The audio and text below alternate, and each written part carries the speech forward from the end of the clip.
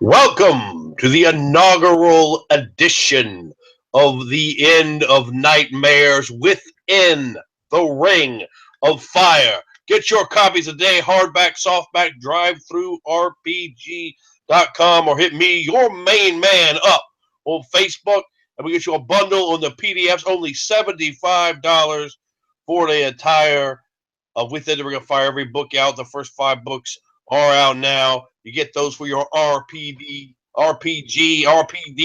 if you will, RVD, the lights of role playing excellence. And join us here for another Matt Pritchard presentation. We appreciate you all for your attendance.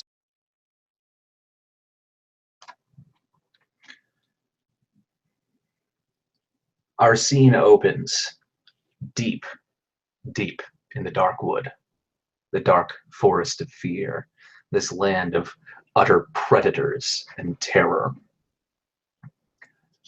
A young Nihongi, Jolma, is journeying to the center of this dark wood. Something has happened.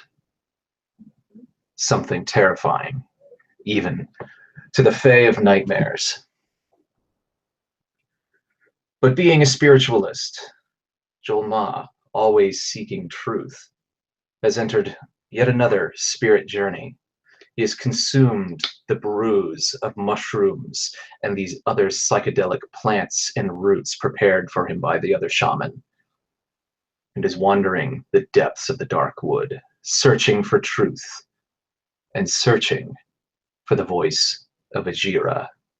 Ajira, the god of nightmares himself, has gone silent and forsaken the Nihongi. So as Jolma is walking through utter blackness, viewing the trees in the forest in this dark black and white grainy vision that these predators, these Nihongi, these wolf fairies see, the trees seem to undulate and move. Here and there an eye will open up upon one of the bark of a tree. Another will have a mouth that seems to be feeding on the vegetation near it.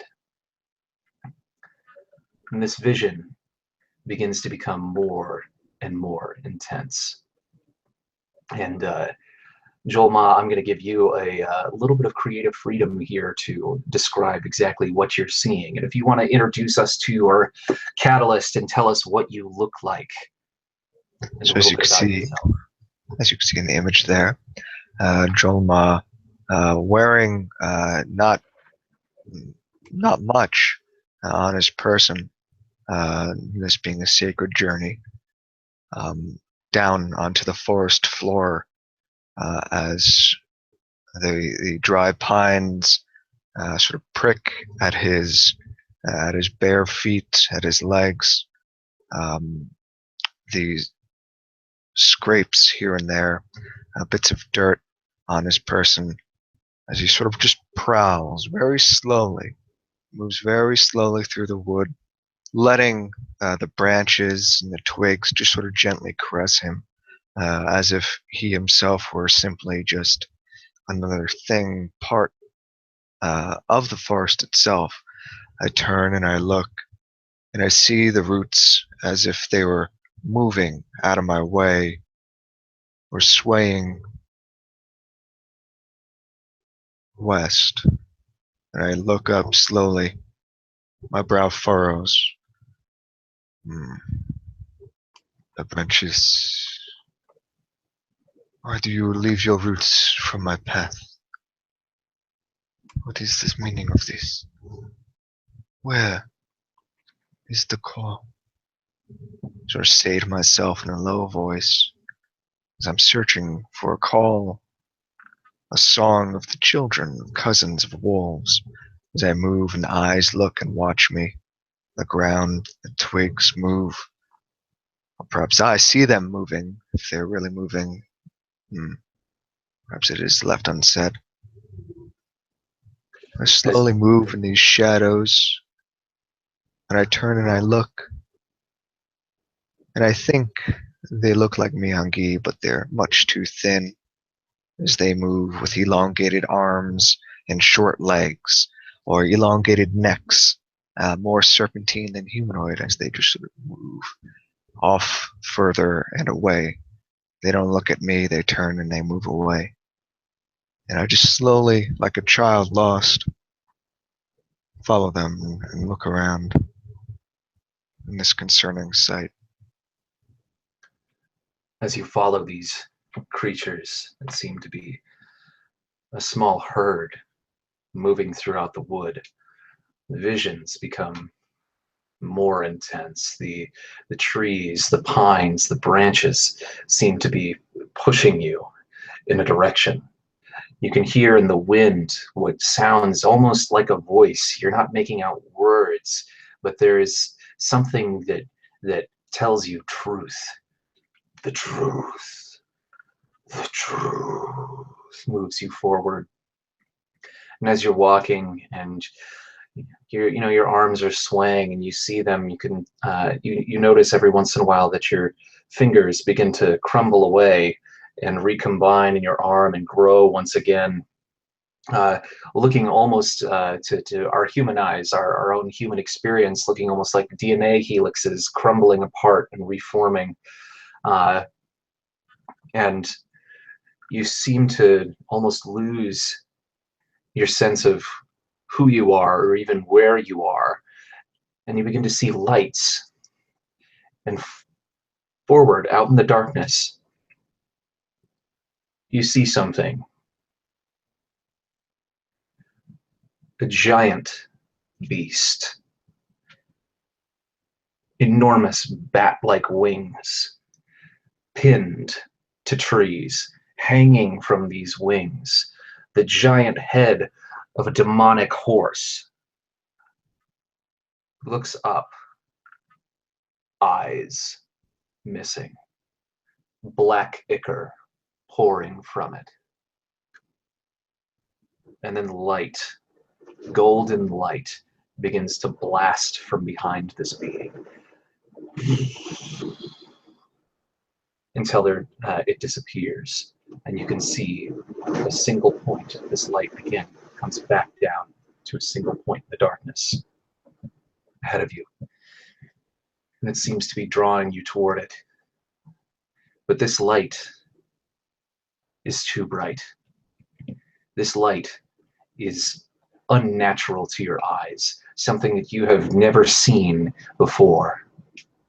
But you continue, drawn towards it, faster and faster. You find yourself running through the woods faster than you have ever in your life, dodging beneath trees, branches seeming moving out of your way, creatures and faces popping out of the vegetation on the ground, screeching at your face. And when you finally arrive in a clearing, you can see someone standing, staring at you, holding this light in their hand. You can't make out this figure. The light is too blinding, but they are somehow a black silhouette standing in the darkness. And this light begins to grow and amplify, liquid gold light streaming all around you. You begin to feel yourself burning and burning until the light becomes overwhelming and your consciousness fades completely.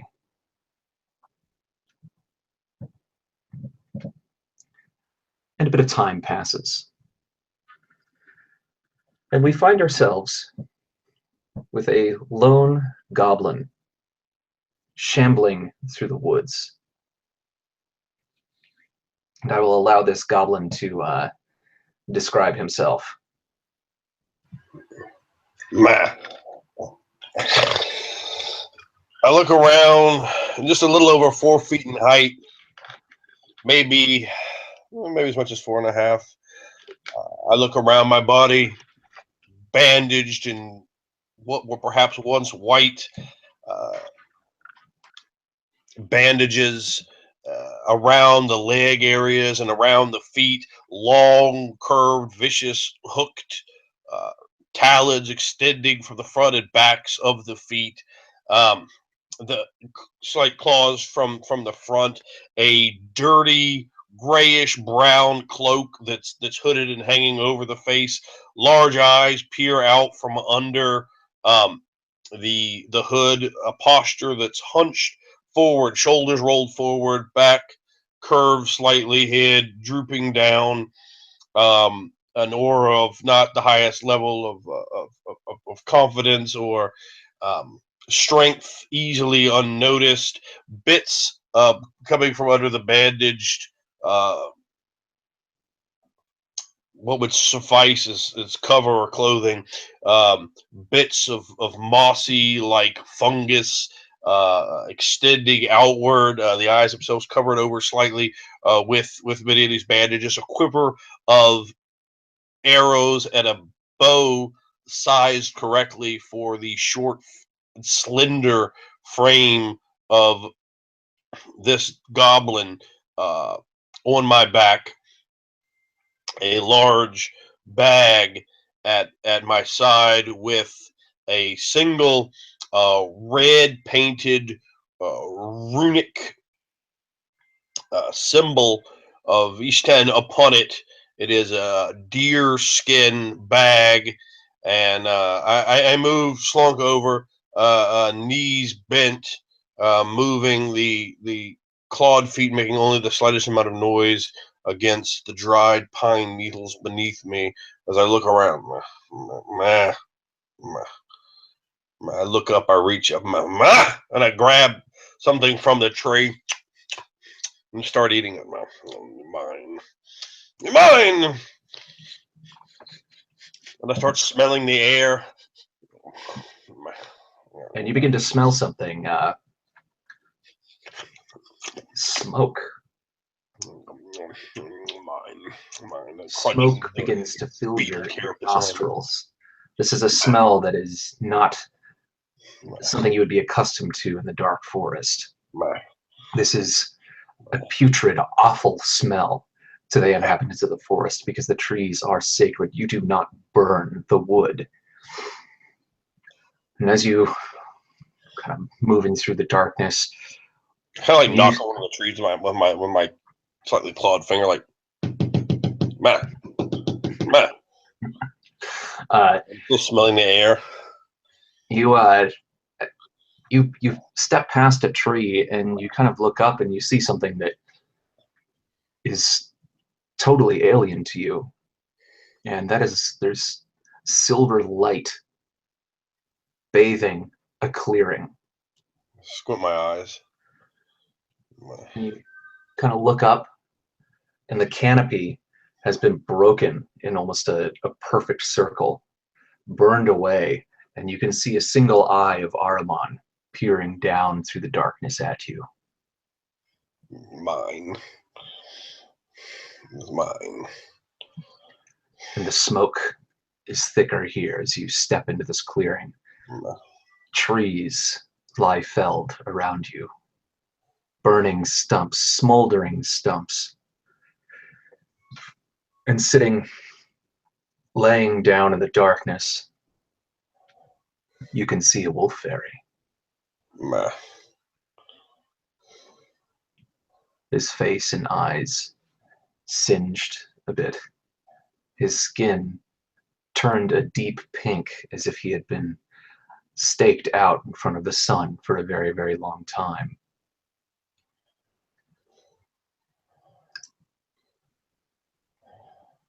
I go to pull an arrow out and I kind of move it up and down and then slowly sort of put it back into the sheath.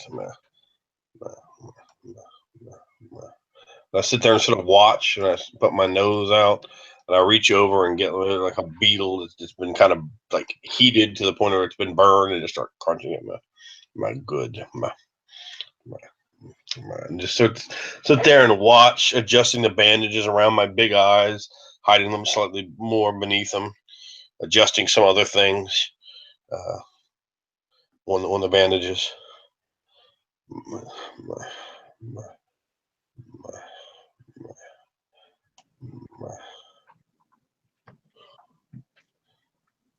That's when you hear a voice with this beautiful sing-songy quality call out from you. Touch your arrow again, goblin, Ma. and I will feast upon you. I put the arrow back.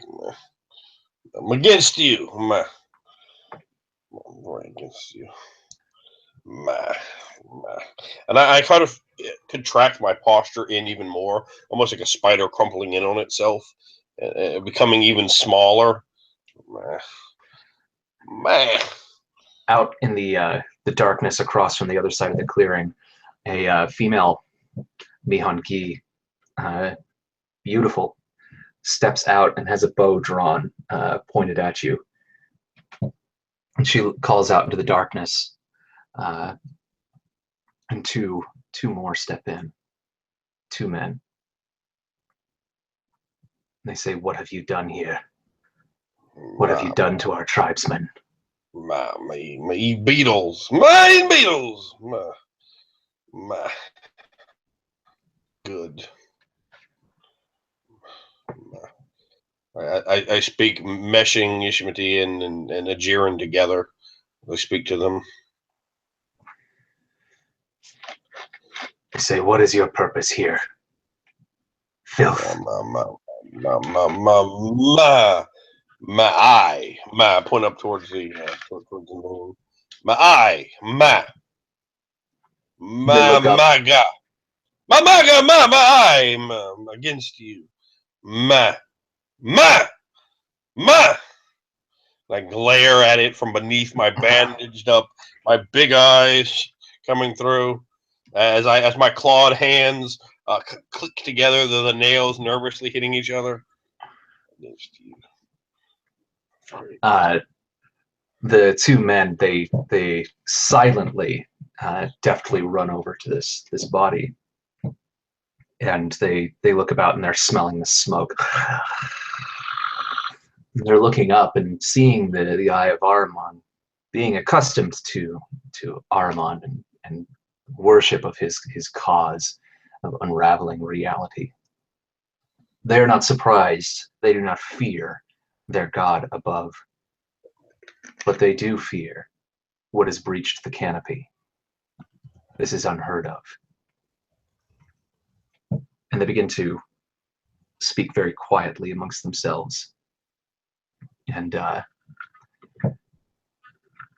begin to kind of pick up this young man, carrying him out of the clearing. And the female, who has never once undrawn her bow, just iron strength, holding it, looks at you and says, "You are coming to the city, are you not?"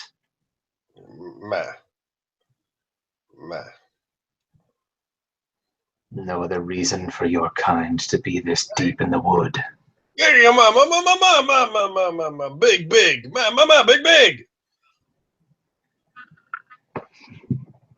She finally lets the string fall a bit. Against you.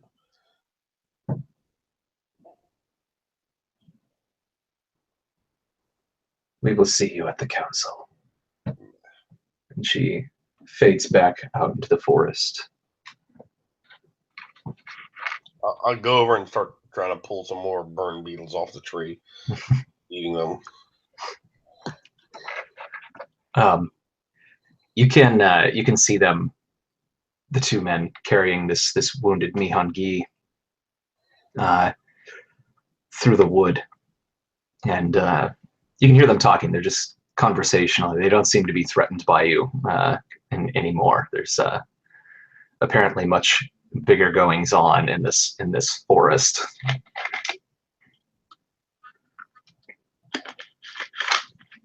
You can follow them. You can do whatever you want. It's I'll trail on after them. Okay. Not being able to move nearly as fast as they. Okay. Give me just 1 second here. So you can hear them speaking,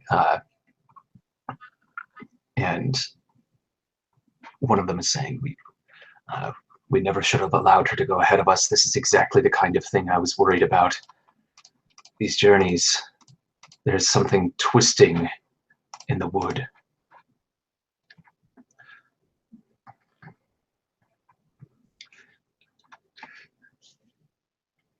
If he dies...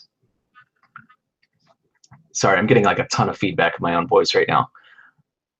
Okay, good. She says, does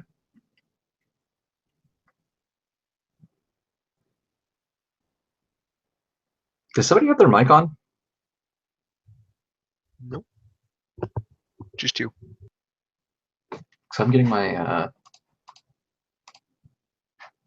Okay, never mind. I figured it out. It's because I'm stupid. Okay, so they continue through the woods, and they're saying, we have only one option if we want to save his life. But you know there's a price. I don't like trucking with witches that we've never that are outside of our tribe. But he's not going to make it otherwise. And they continue deeper into the woods. They're not running. They're not moving at like a hunt pace or anything along those lines. I'll just try to keep up behind them as best I can and listen to what they're saying. And they remain mostly silent for the rest of the journey, but they finally they go farther and deeper back into this darkness, this where the woods are becoming thicker than you've ever seen, and a little even more menacing, and these branches seem almost to be like claws coming out of these woods. There's many fallen trees from hundreds of cycles ago. They're still being devoured by the forest. The choice of insects that are crawling along them, giant centipedes with just maws of teeth crawling in and out of them, beetles everywhere, and even above on some of the taller pine trees, you can see these vicious looking spiders all seeming to stare at you. Everything within the forest seeming to want to feast upon your soft flesh. And finally, I take out an arrow and stab one of the spiders with it. Mhm. And you can see, and like as you like chomp off some of its legs, there you can still feel them like crawling inside of you until they're in your stomach, and they begin to finally stop. And for most beings, this would probably cause them to vomit, but you're so used to this kind of disgusting behavior as you are a filthy goblin. Good. But finally, you can see a light in the wood, a very dim light, and you can see that there is a hut that seems to be built into this thicket with this large tree that is kind of framing it, this fallen tree. It's been almost hollowed out in a point, and these Mihangi approach. And this is the problem with using like 800 apps. This is where Swarsi Ma is going to make their appearance. You can describe yourself, your home, what you're doing, and then you will be approached. As these Mihangi with their wounded companion approach this fallen tree, great bough of the trunk cracked and leaning up against the innumerable other trees, so fully intertwined to block out even the light of Ahriman in this place. Bark peeled back from within and without amidst the gnarled roots that are exposed as this tree is leaning. Its grasping tendrils exposed to the dark air of the forest floor. Shelves and growths of mycelic extension have coerced and coagulated between them in many, many places, occupying the empty spaces in between these branches and vegetable growths. From within this hut, there's many strands of braided material that have bones, empty gourds, strange fetishes, carved stone fetishes hanging in multiple locations. And as they stop, a figure emerges, the bones and the stones clacking and clattering as this figure, illuminated only by the grainy black and white images of the Mihangi dark sight, appears. This wolf fae female standing before them, dressed in tattered skins, almost rancid appearing furs of various woodland prey animals, perhaps even the skins of some Babanshi, were indeed the leathery underbelly of many millipede-esque scavenging carrion creatures. My hair is put up in a strange fashion, almost bunched up haphazardly with branches and bones, femurs of, no doubt, some prey that thinks and screams no longer. But strands, like thick dreadlocks of unkempt hair, hang down about my face. The hair having been slickened with pine sap, resin and mud and muck.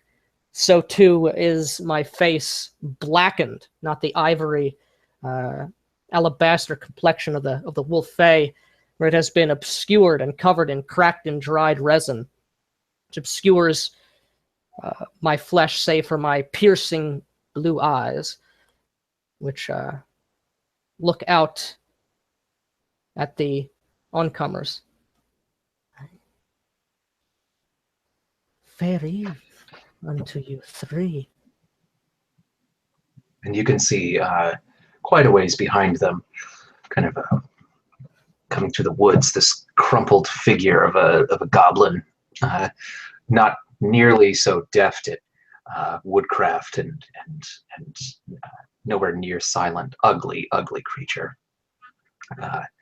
But these three approach, and you recognize one of them. He's old for a Mihangi. You've had dealings with him in the past, and it has never gone well. His wife being somewhat of a rival of yours, an herbalist, a witch, but carrying between him and the other Mihangi is something that you have never encountered, and that is a pink-skinned Mihangi, unconscious, his eyes opening, and seems delirious. He begins to speak, and I've actually got to message you real quick because I forgot about this.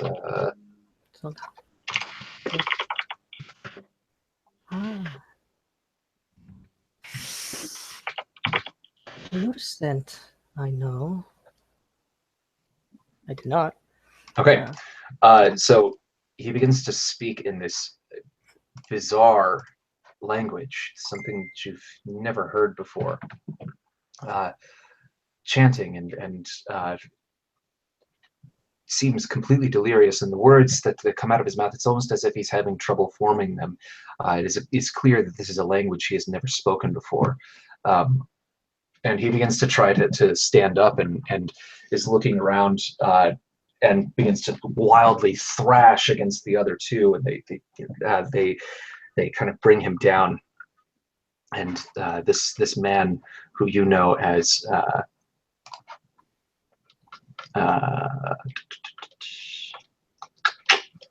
it's the problem with not having the names. All right. Yeah. Your scent I know. 'Tis folly. His name is Ion. It's all right. I don't refer to him by his name. To move so far from the boughs of safety across these treacherous depths. Who is this that you bring to me? This is my son. Something, whatever it is, that is hunting our kind has touched him. Not far from here, these sacred woods have been defiled, burned with the unholy fires of Morgul. Surely you smell the stench of smoke in the air. Oh. Feel as I approach, and as I approach, the foul stench of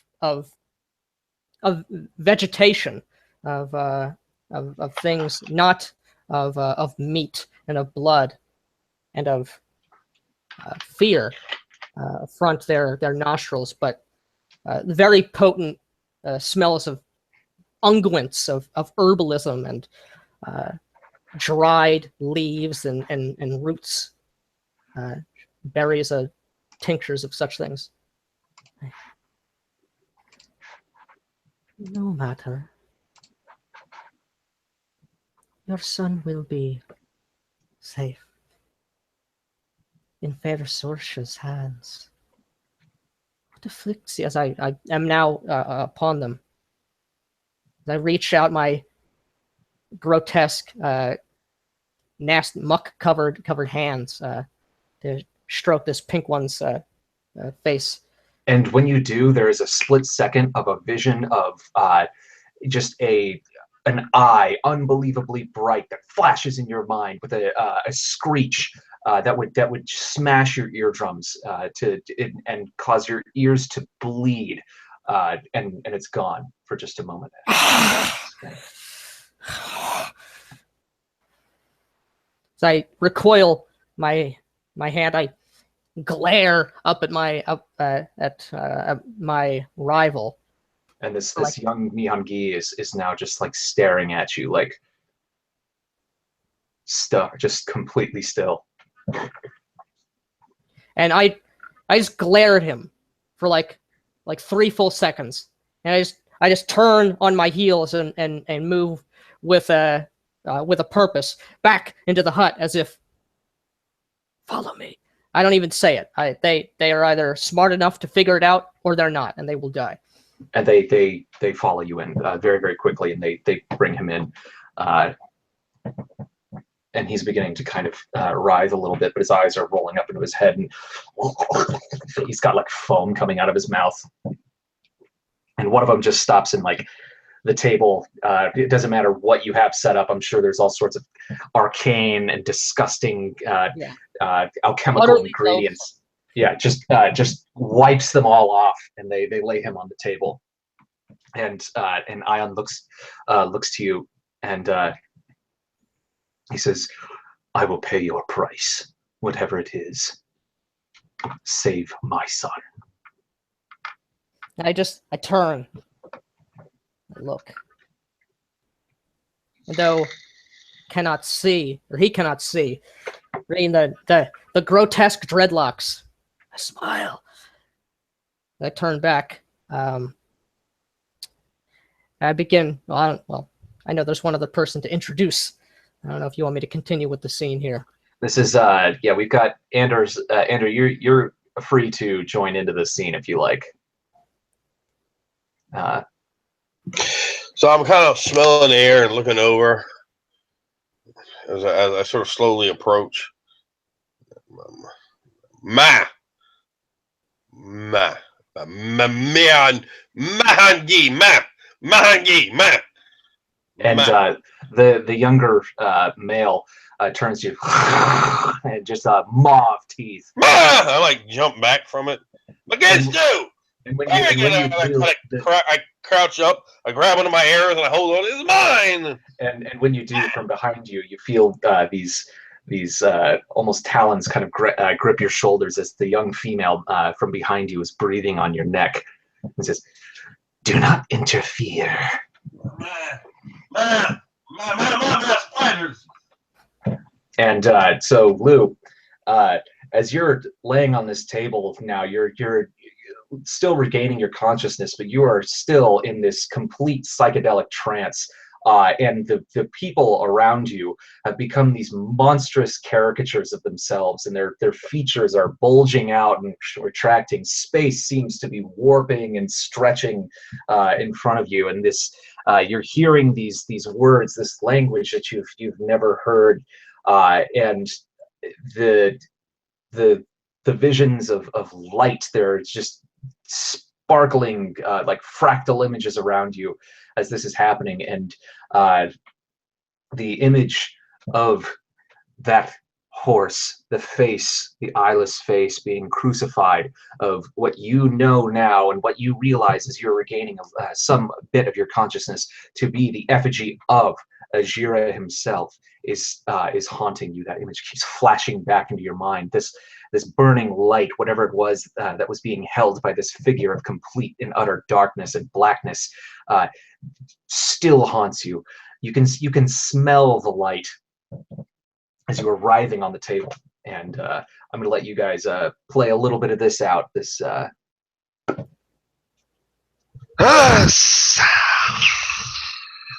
I grip my teeth and I bare my fangs, and I flex, and the others find it at times difficult to hold me down, as I am with considerable strength as I sort of jut or jerk anytime like an instrument is applied or an ointment. I kind of grit and grimace in pain, and as you are in the midst of your convulsions, your eyes rolled back into your head, your tongue lolling out through your fanged open Mihangi wolf jaws as they try to hold you down against your prodigious strength of a man in the grip of a seizure. I just begin. I grab many of the strange accoutrements upon the wall, a mortar and pestle, as I slowly begin to speak in this strange, susurrant tongue unknown to these Mihangi here. As I ground and grind various plants and roots.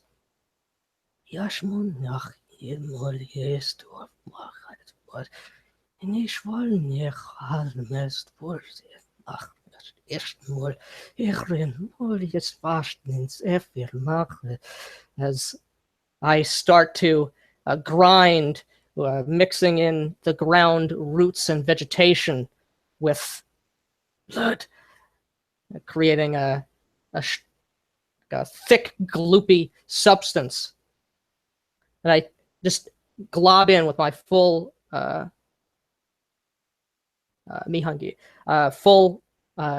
just with my hands, and I start slathering it onto your chest, inscribing spirals and circular patterns and strange characters and runic symbols which are utterly unknown to these people, as you're continuing to convulse and shake and writhe, and as you continue to do so, my own voice reaches a greater and greater crescendo as I continue to speak.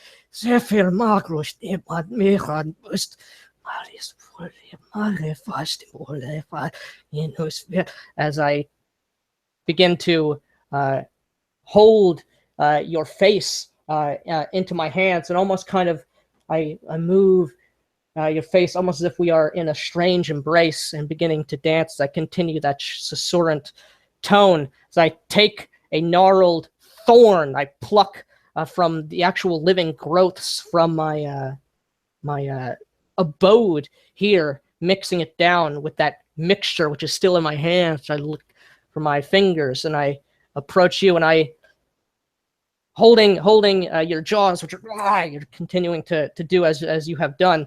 So I lock lips with you, and looks like I'm a lover's embrace, and perhaps you feel, perhaps you do not, an exchange of this strange thorny thing pass from my mouth unto yours, and I pull you back, and you cannot help but swallow it. And as this is happening, the young female Mihungi shoves Ander farther into the room, comes past as if she's just like coming to rip you away from him. But Ion steps in front of her and stops her, and he says, "You will not interfere. You want your brother to live, do you not?" And she stops, just like this rage, this murderous, hungry rage, as you continue this ritual. And this thorn, it passes down your esophagus very, very slowly, and that's when the visions become much more solid. Things are becoming more and more real for yourself, Lou. But you begin to feel something in your stomach, this horrible burning sensation. And you're just realizing now that this burning sensation has been there the entire time, and you've just not been able to make sense of all of the sensation and experience that has been happening around you. And you begin to feel this as if there's a hot coal in your stomach burning away through your abdomen. But it begins to push up as you begin to try to start to heave. And as you begin to vomit, no liquid comes out until finally this pain is just unbearable. This slow upward movement of something in your throat until you can't even breathe, and finally you cough out. And there's as it hits the table, as it is ejected from you, there's this beautiful ping of metal. Bing! Clink, clink, clink. And there's a gold coin laying face up on the table.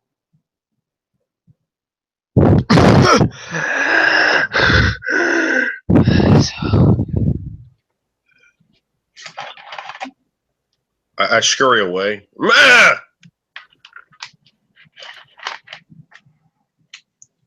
And as you're collecting yourself, I move over, look, kind of that kind of a look. I tilt my head to the side, and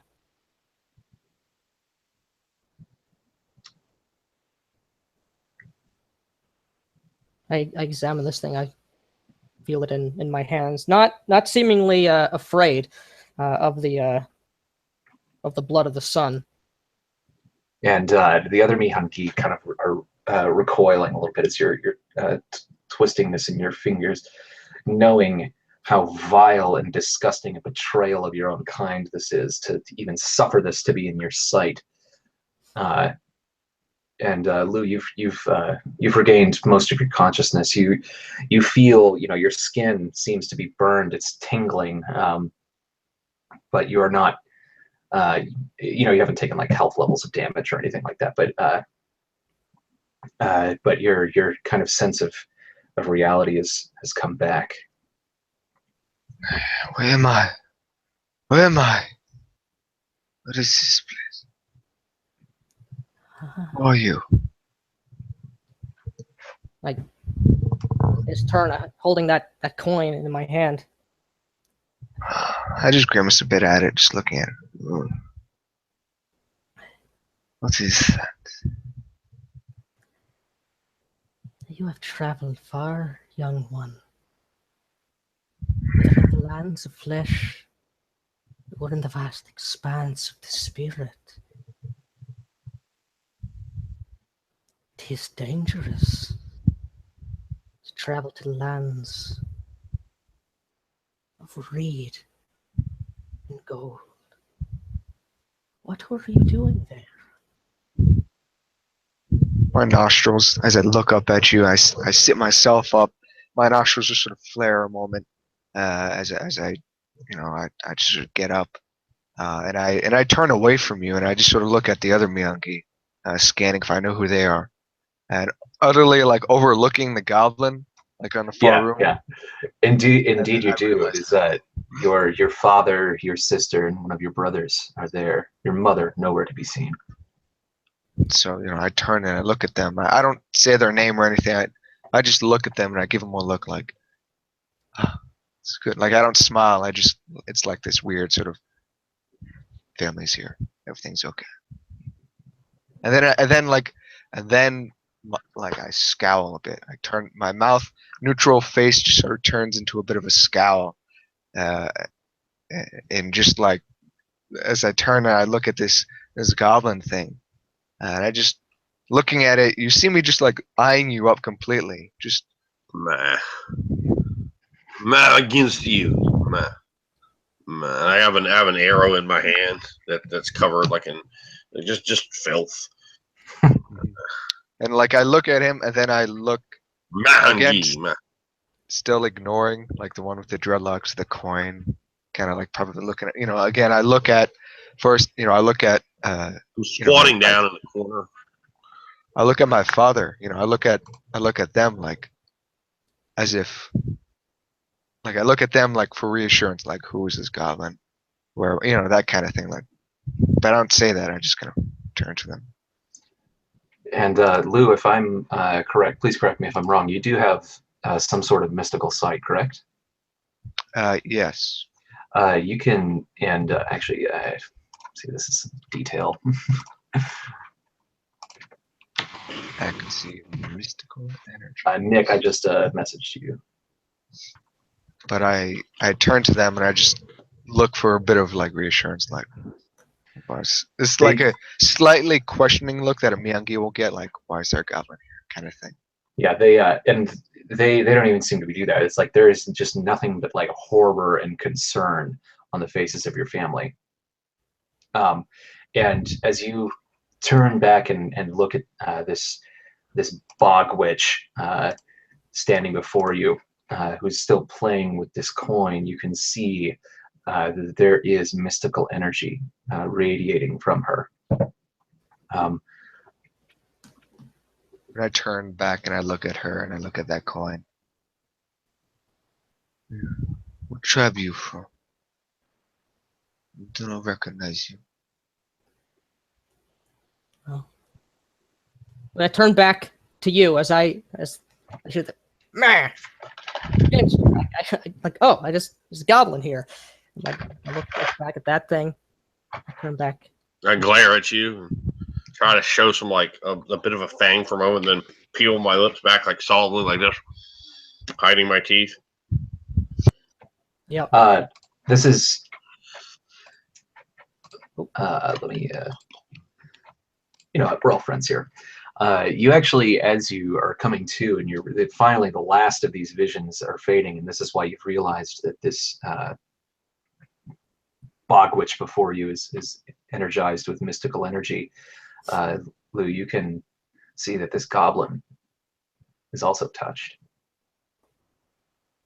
So I just take a mental note of that, but I still look at this other Miyagi like very almost a little pushy, like in that question, like what tribe are you from, kind of thing, and I keep eye contact sort of fiercely, kind of like.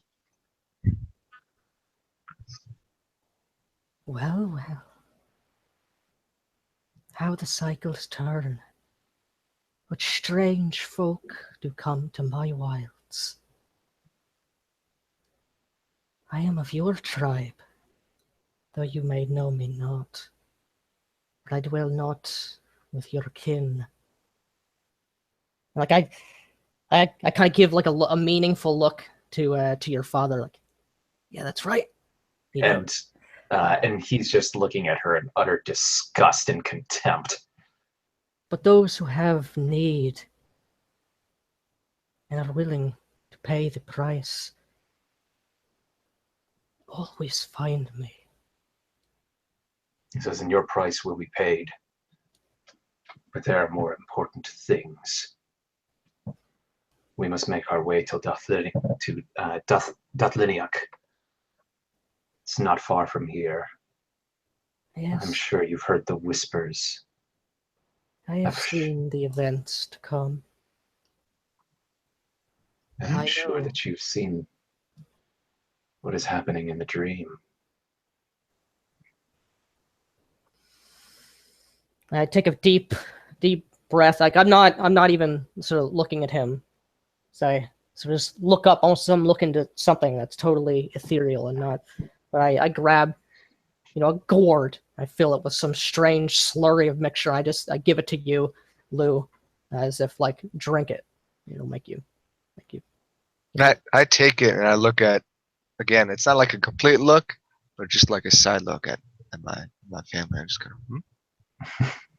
for their reassurance, and then And your father just gives you a small look at it. Nod.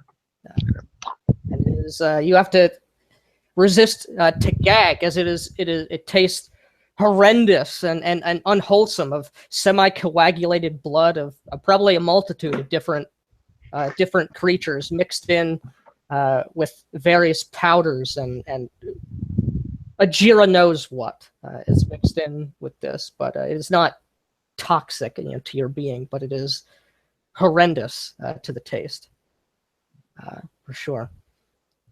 when I drink it, and I try not to upchuck it, but I drink it with a bit of, very slowly but surely.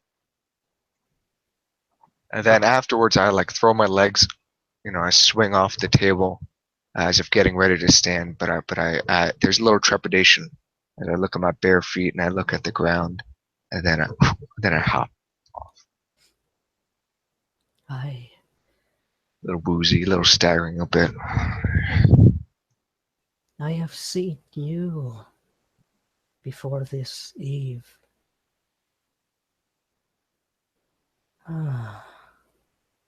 Writ in the bones and in the blood of the creatures that crawl, move.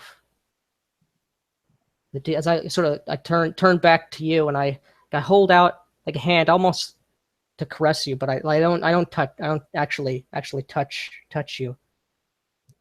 Your deeds in the nights to come have already been felt far and wide from these woods. And I turn to the goblin, who's still at my threshold, and I'm in a corner with my back to the wall. I have a basket of woven. It looks like it's woven out of like hair. With this strange basket, I take out one of those beetles. And like I crouch down. And I hold, almost as if like I'm tempting like a pigeon or some animal. I'm crouching down. I have my back against the wall, and I'm crouching, and I have my back kind of hunched over. And I look up like this, man. I have the arrow in my left hand. And I reach it hard. Man, swinging at your hand with an arrow. In a way, it's probably going to cut you if you aren't careful.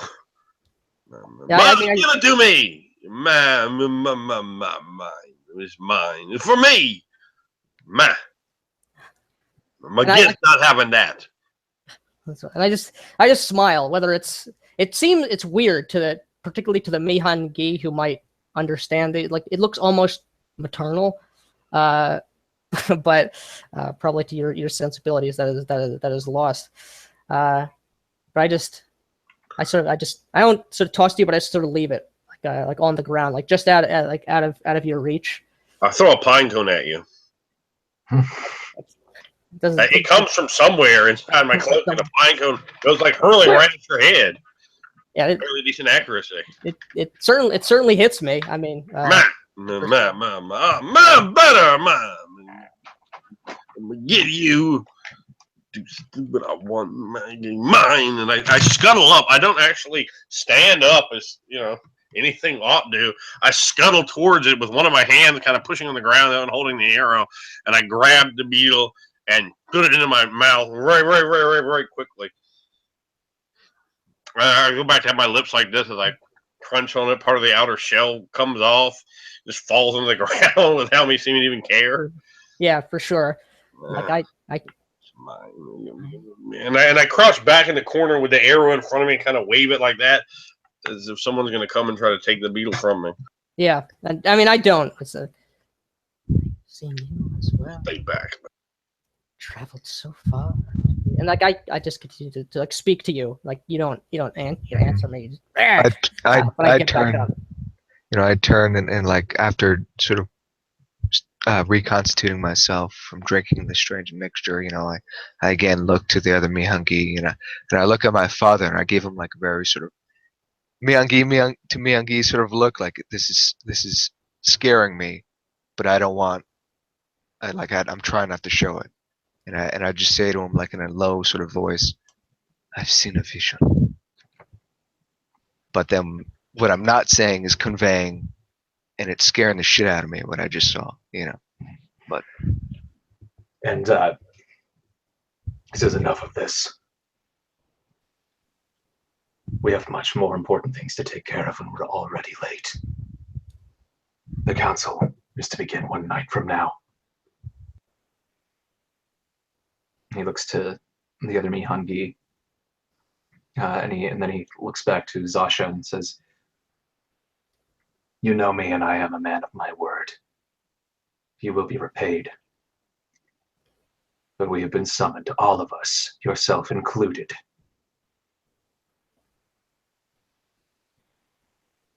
Like I don't even acknowledge him at all. I just go. I have a number of woodland creatures just in cages of bone and wood. I just take one out. It's this sort of a cross between like a slug and a strange like lizard, almost like a salamander, like a real world a salamander. Like I don't just answer him. My long fingernails. I pierce the underbelly of this lizard, which emits this shrieking noise of pain. I insert that gold coin into its cavity, and I hear like a squelching noise and the crunching of tiny little lizard bones. Like I'm as if I'm totally uninterested. I'm doing. No, hold on. So we got something. Do that. You are attacked. Oh, okay. Never mind. I scurry along the floor. Now I have 26. You got me. I have well over 30 on this roll. I did roll 2 8s. I mean, I'm not gonna roll the defense. Loping at a very low angle as you're going with this creature there. I leap into the air, grab the creature from your hand, and begin to eat it. Mine! It's mine! It's not for them! It's mine! It's mine! That takes me utterly, completely by surprise. I do not do what I have. And I swipe with the arrow. Mine! Yeah. Like you clatter about all of my occult or weird instruments that I have here, just making a total mess. A bunch of my caged animals scurry about. You break the cages. It's like, I look out like took forever to catch them, but I just back up away. For me. And I get back into a corner, like kind of like at that point. Putting my head up and my hands behind me like that, and crab walking back into a corner, and then I resume a crouch and just glare at you from the corner from behind my bandages. I have no reaction to I just kind of look, but my look lingers on you, Nick, just sort of like, and you could tell it's like a silent again, body language, like sorry, like I'm saying that it's both a sorry and a thank you. and I will repay you later. Yeah. Had the same sort of look kind of thing. But I turned back to my father and the others, just leaving. Yeah. Your father and the others are kind of snarling at this disgusting creature. But your brother kind of whispers into your father's ear, and he says, "Enough of this nonsense." And they turn and leave. I hold a hand out, almost perfect, at Lou's father as you sort of leave. The cycles change in a most peculiar way. The circumstances of my aid this eve are highly unusual, and as such, payment be quite different this time. As the scene changes, as it takes perhaps a minute or two before your father leaves the hut, possibly spooked look on his face as I whisper into his ear what my price is. And indeed, as he leaves the hut, he has a very sober look upon his face. And with that, the Mihangi are making their way again through the forest. So you guys, the other two in that scene, our goblin and our witch, can either follow them or make their way individually to the council. This great summons throughout the entire forest. But without further ado, in the city of Duthliniak, amongst the pines, this great city of huts that exists above the forest floor, some carved into the trees, others which have taken fallen branches to create walkways and pathways that only the most delicate and balanced of hunters can make their way across. They look down upon the forest floor at something that has not happened since the Shadow Purge, which is enormous amounts of representatives from all the tribes, many different species, more than just Mihangi, have come to this place as events that have occurred in the forest over the last few cycles have shaken these beings to their very cores. An ogre stands in one of these trees. And looking down out across the sea of goblins and Mihangi and other even stranger creatures, things, vile creatures he's never even seen before, and the delicious and seductive Babanshi. Somehow these prey animals lurking amongst the predators, their fear being smelled by all. They are not being touched.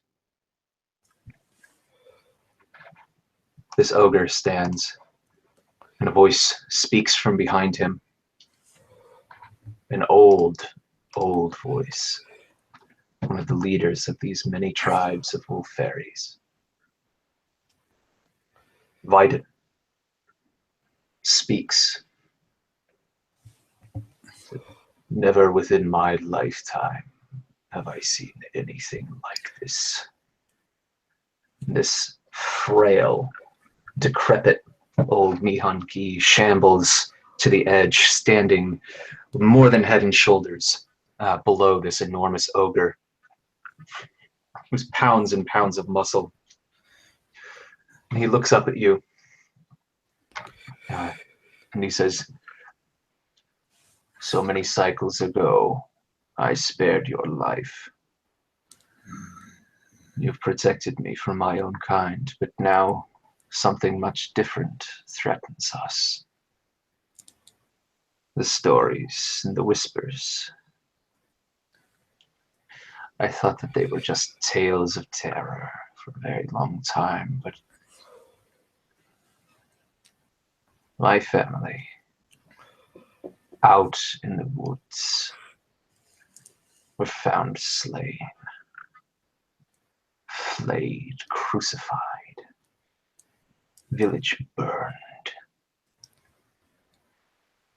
and now the dreaming, this darkness that has been altered, this land where we have been the primal, the most dangerous of predators, where we have become prey, these visions of, of, of light, of flame. Something is corrupting these woods. Something has invaded these woods. And now you must protect me from that. But this enemy, I cannot see it, I cannot smell it. I hear it only in whispers. You must find it for me. Do you understand? And I will now allow George to introduce us to his catalyst. Give us a little description of him. So this ogre stands more than 8 feet tall. He is enormous, even for his own kind, well over 400 pounds of pure muscle. He's clad, unlike many of his kind, not almost naked, showing off his glistening and hardened steel body, but in scraps of leather, hastily sewn together by unskilled hands, little scraps of metal hewn into him to offer more protection. It covers most of his torso, part of his arms. He has gloves on. And as he looks down on his old, frail master, the shadows fall over almost a skeletal face.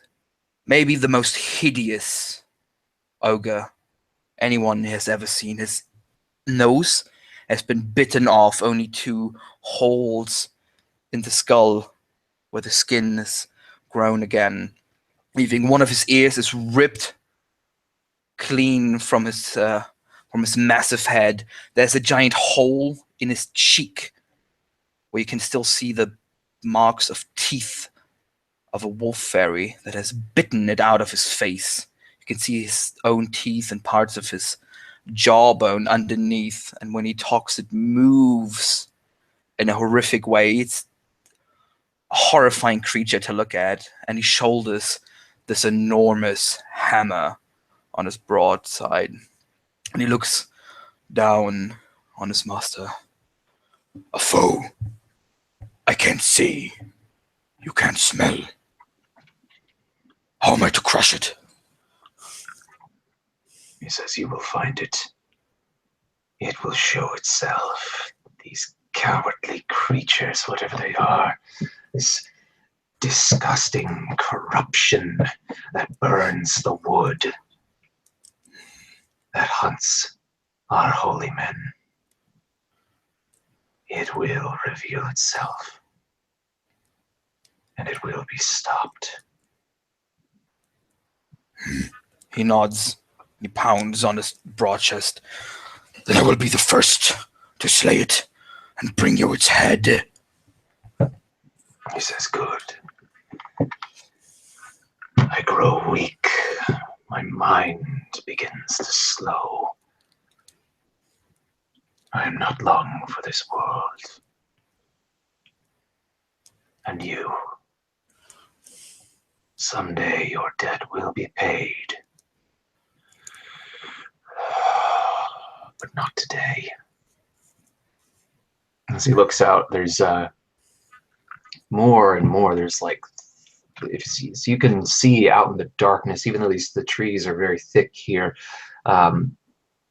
there's something about this place where they seem to be spaced farther apart, and into the wood itself, you can see these arcane marks. And he says, never have our people been pushed this far into our home. All outsiders that venture here end in our jaws, in our claws, as we stoke their fear, as we hunt them. So long ago, the Shadow Purge happened when we left our home, when we were the terror of all of Kavega-Thale. But now something has pressed into our wood, and all have come here, searching for some bit of hope. Fools. We do not hope. We hunt. Fear is our ally, and I will not let it be turned on us. And he says to you, go to the forest floor. Assemble the leaders of the tribes and their greatest warriors. The council is about to begin. Can you repeat that? I couldn't. Yeah. He says, he says, I want you to go to the forest floor.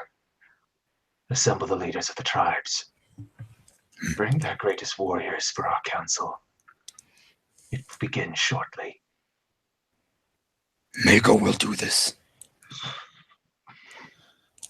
And he straightens himself up, and now you can see even more. There's ash and crude sort of finger paint, blood, and some tincture mixed the way he tries to hide some of the scars on his face and on his body, and he shoulders this majestic hammer.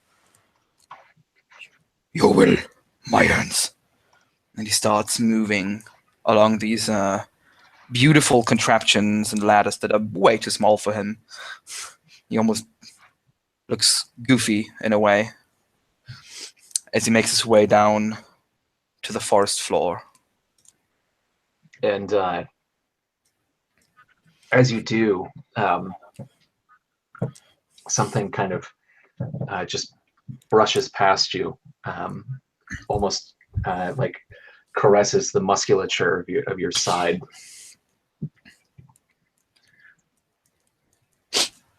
And when you turn, you see this creature of like pure feminine beauty, with these big eyes staring at you that seem to glint in whatever little bits of light that there are.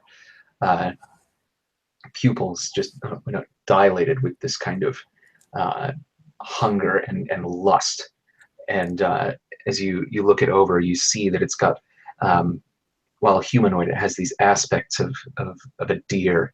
And you look down its lithe form to see its feet ending in these hooves. But she still has these talons, and as she's kind of caresses by, she scratches a little bit of the flesh and causes you to bleed.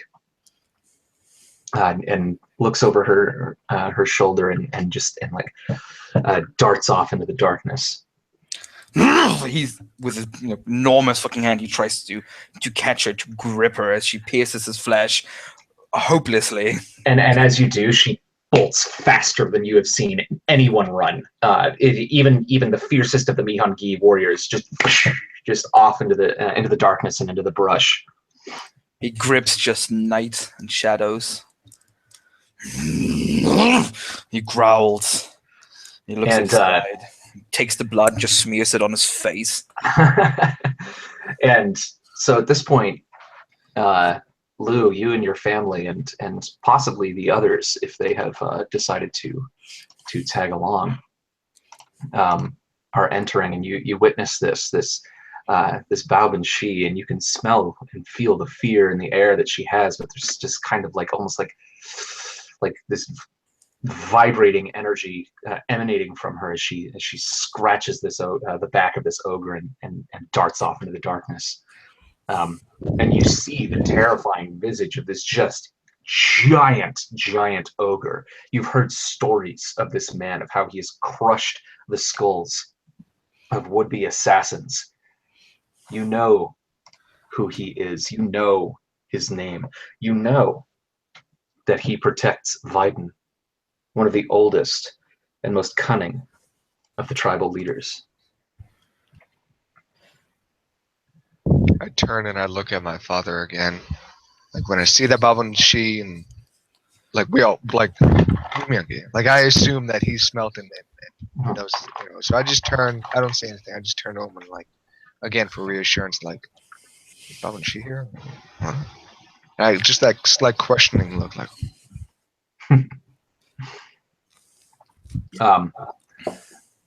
And your father, he doesn't even really acknowledge this. He's still hasn't shaken his experience from speaking with the witch, the terms of their bargain. that question is there for a moment. He doesn't answer. Then it's left to my own thoughts, and I turn and I don't say anything to that ogre. I just sort of look at him, not in his eyes in like a competitive manner, but more of just like a vaguely sort of like sizing him up, just kind of. And but I like stay around, like he's here, like I'm just with the others, because. And so also this the ogre strength. Babanshi that you saw, although it is forbidden, you have all been told the stories, the epic poems of the romance between predator and prey. And more than any woman, any female of your kind, there was an odd attractiveness about this fae of prey and of fear. So as I see people coming together on the ground of the forest, I look around and I look a position that is a bit like a pedestal where I can stand on. If I have to, I'll step on someone's house. I don't care. And he looks out and he bellows with bronze in his voice. Leaders and warriors of the tribes, you have been summoned. The great tribe calls the council. Bring your sons, bring your hunters and your warriors. We will begin soon. Thus is the will of Vaden, son of Voika. And you would all know he's the count of the great tribe. This old, venerable, mischievous, almost mystical figure at this point. Yes, he's older than everyone. He is one of the oldest living Mihangi. And as this happens, as you bellow out to them, you see you turn over your shoulder and you see Lu and his family, who you don't recognize this young Mihangi, but you do recognize his father, and he gives you a nod of great respect. And though you know him as an incredibly dangerous man, he views you at least as a peer. What's his father's name, if you have it? It is Aeon. Aeon. Luke, correct me if I'm okay. Yeah, it's Aeon. He will give the this seasoned Mihangi hunter a respectful nod, and he pounds on his chest. You've done well to come. And he says, "Yes, there's a great amount to discuss." And he says, "My son has had a vision. He's been touched by whatever it is that is killing our people." And at this point, you can see to look at his son. You can see behind them in the dark this form shambling up with just muck covering her face, but you can see these piercing blue eyes peering at you, and with these dreadlocks and these rotten, disgusting furs and hides, and also kind of skulking in the darkness and grunting and causing a bit of a ruckus is this just crumpled figure. You don't even, not even sure if you know what it is, but wearing this hood and bandaged with these long claws, holding an arrow, and every once in a while chewing on something. You travel in dubious company, Aeon. As I look over to, the swamp witch and the goblin. He says, "It is not by choice." Ma! I'm against you. Well, if when you say that, I yell that. Hold on. In Jiren. Jiren, my eyes narrow. He just growls. I scurry away from you.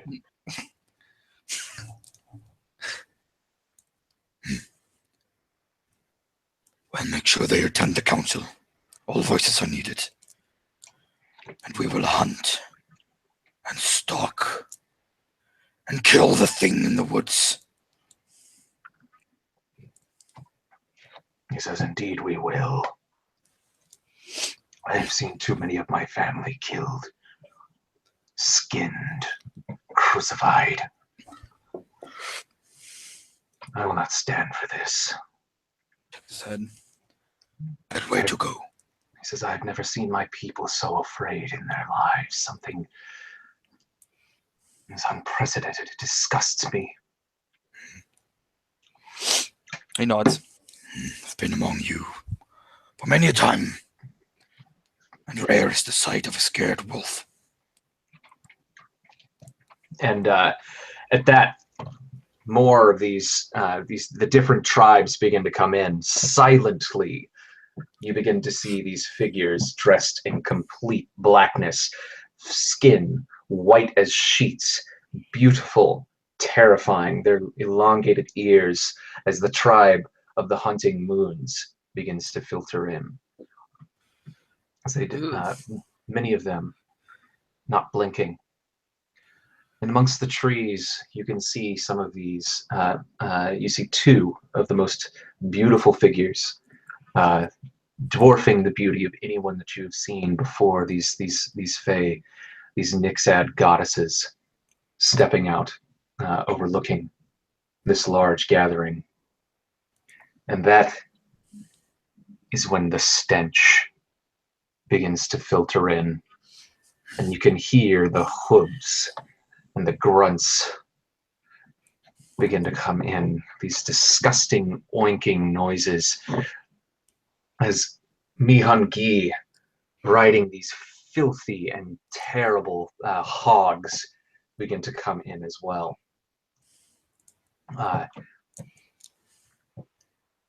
One in particular, just the most vile creature that you've ever seen, just nothing but scars and boils, and this is not the kind of muck and nastiness that Zasha has put onto herself, but this is a diseased and disgusting piece of garbage who seems to be, as you know, must be a priest of Azidahaka, of disease and corruption.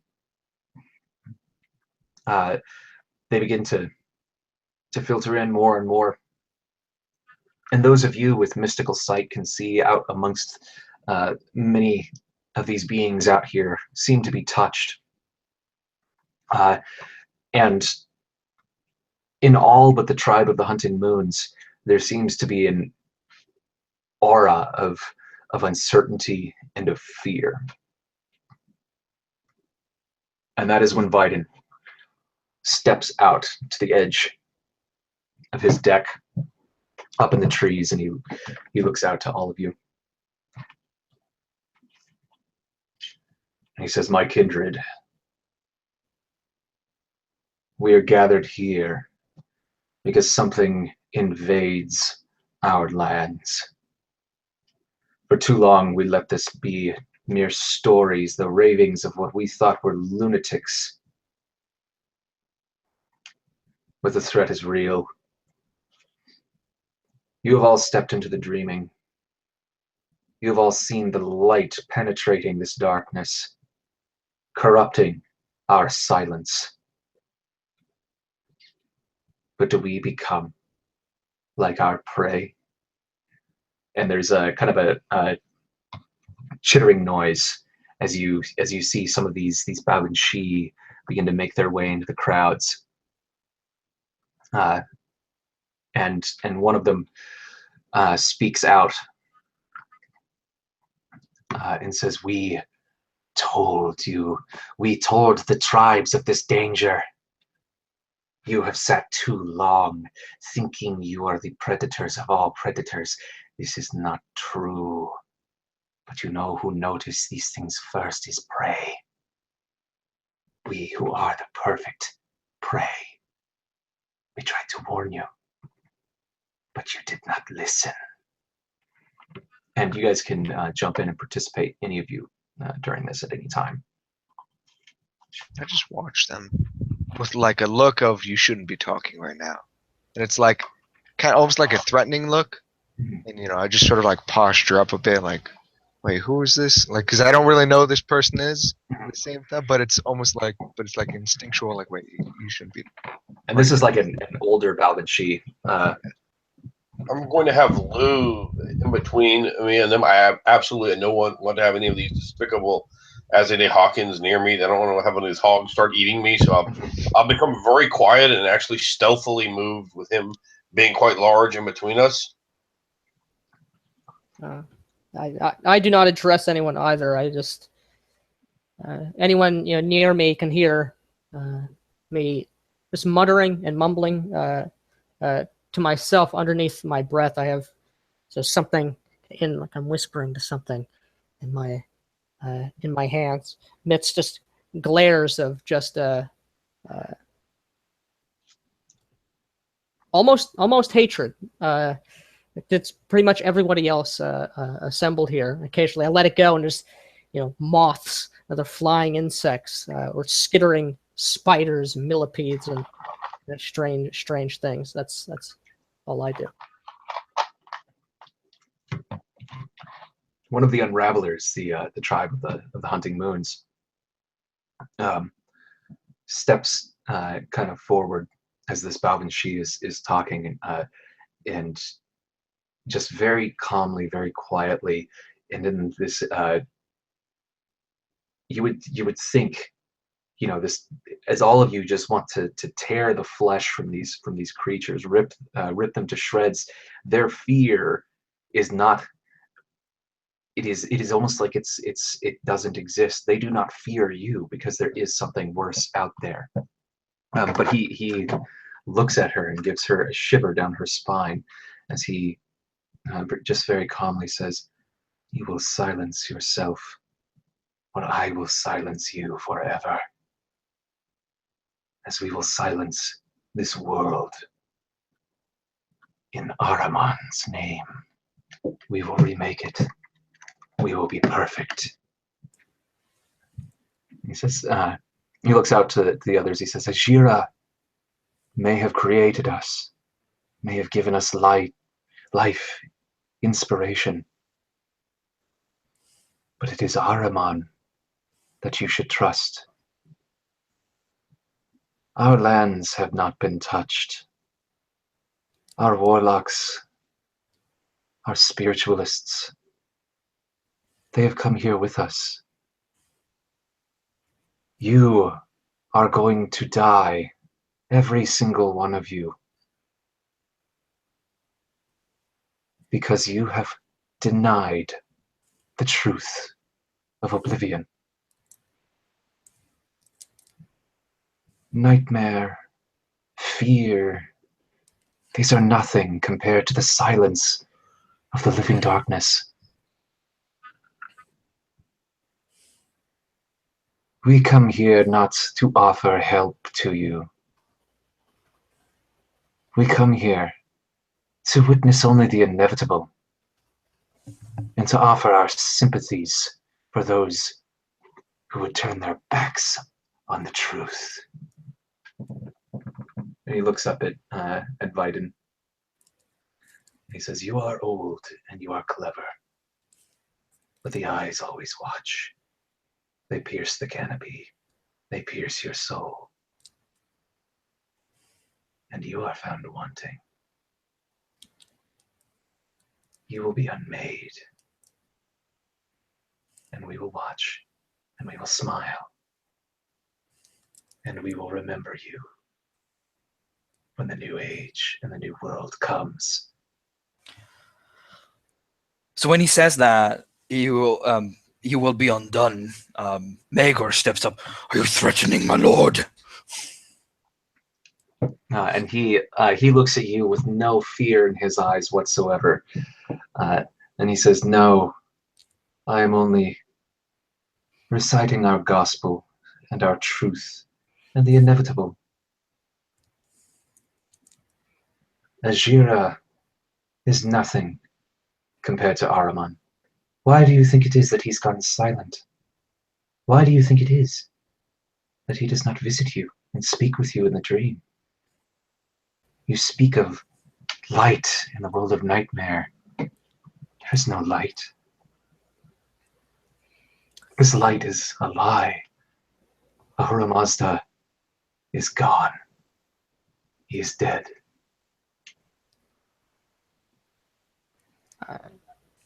As he is speaking those words, no doubt in Ajiran, as the populace,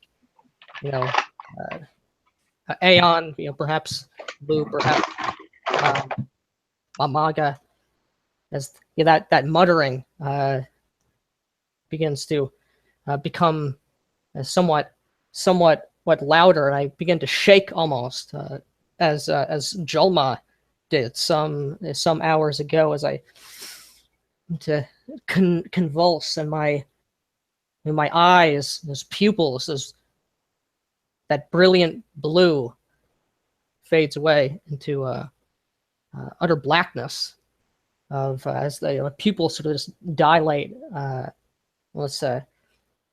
completely, and I look upon this. Okay, I look upon this this gathering of about how many people are here? Just out of curiosity, so I can understand the scene here. There are like hundreds. It's just packed throughout the forest floor. Oh, okay, all right. I look upon this congregation as those eyes turn black, and then almost as if the light hitting them at the same way, a slight dim orange, almost as if a film coating my eyes, which actually dribbles down my lids, almost as if sap from some strange plant. I look about, seeing like torch light, those touched by divinity, those touched with mysticism, magic, or the antithesis of either of those things. And nevertheless, despite the known potency, at least in this moment of this warlock, I sort of approach almost like I'm still sort of lost in my own kind of vision, kind of swaying, a little bit. "'Tis well and good to speak the gospel of the King who has been, the King who is, and the King who is to come. But what may have you done? Speak, that such others are found wanting. The lie of the light, but those with the sight to see, the light is no such lie. For the light is here, and it burns so fierce." And I take out from somewhere within my personage, that golden coin. I could sort of to hold it up, almost as if to offer it to this warlock, as I kind of crouching down, almost in a feral kind of posture. And when he sees the gold, he begins to recoil from it.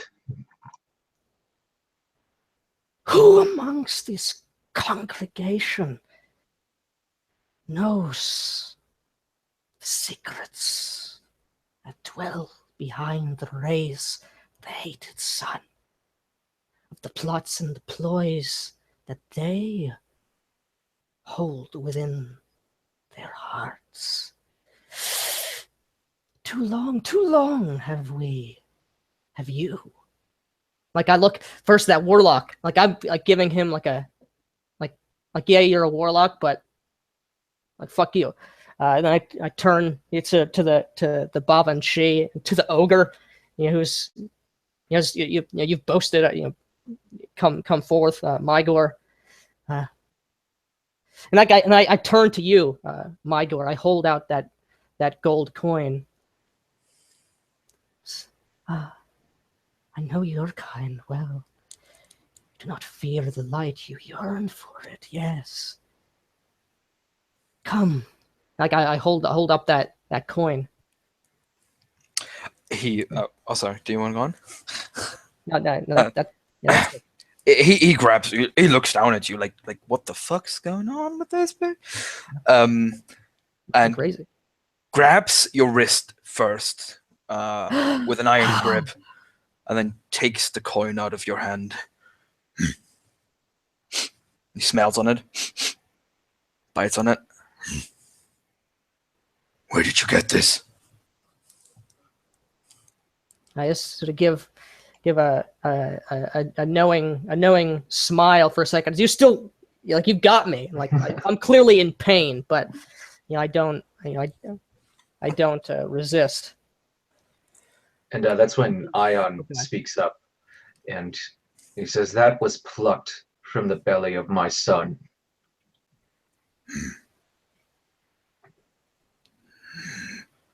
He said he's had a vision. Jolma, speak. Like there's fear that like I feel trepidation. Like really? Like, and I turn to him for reassurance. Like, are you sure? Like I should be speaking right now? And then after he gives me some sort of recognition, and oh, okay, off I go, and I step forward, and trying to put on a sort of a stoic face, and sort of posture, but I stop for a moment. I almost like trip a bit, like a very nervous young boy going in front of a live stage audience. Just sort of stumble over my own steps a few times before I kind of catch myself, and then I walk more sort of towards more in the view of others here. Just like, and I don't say anything, just like I show myself, and like and I just like sort of look around, as if saying without saying that this is true. And then after like I showed that within 15 seconds of this or so, just sort of posturing like here I am, it's me, I'm the son of this man. I say, I've seen a vision, and then my voice slowly raises as it was sort of mumbling. It slowly begins raising. It is true. I have seen the vision. The one that holds light has broken the canopy above. The spirits in my eyes. I kind of make a gesture. I don't look at him, but like I look down and I make a gesture towards the warlock. And then I look away. The spirits are warned in the visions. The wood is burnt. There is no fire. There is only light. I sort of bare my fangs, but it's not like in fear. It's more like a rallying cry sort of thing. And there's like returns of And then like my lips, I sort of curl. I kind of put away my fangs a bit, and then my shoulders slink back a bit as I realize where I am, and I kind of slump down a bit, and like a kind of a respectful bow again towards the warlock. Like, sorry. And I bowed towards him, and I just looked towards the ogre and the others, and I just sort of recede next to my father, kind of thing.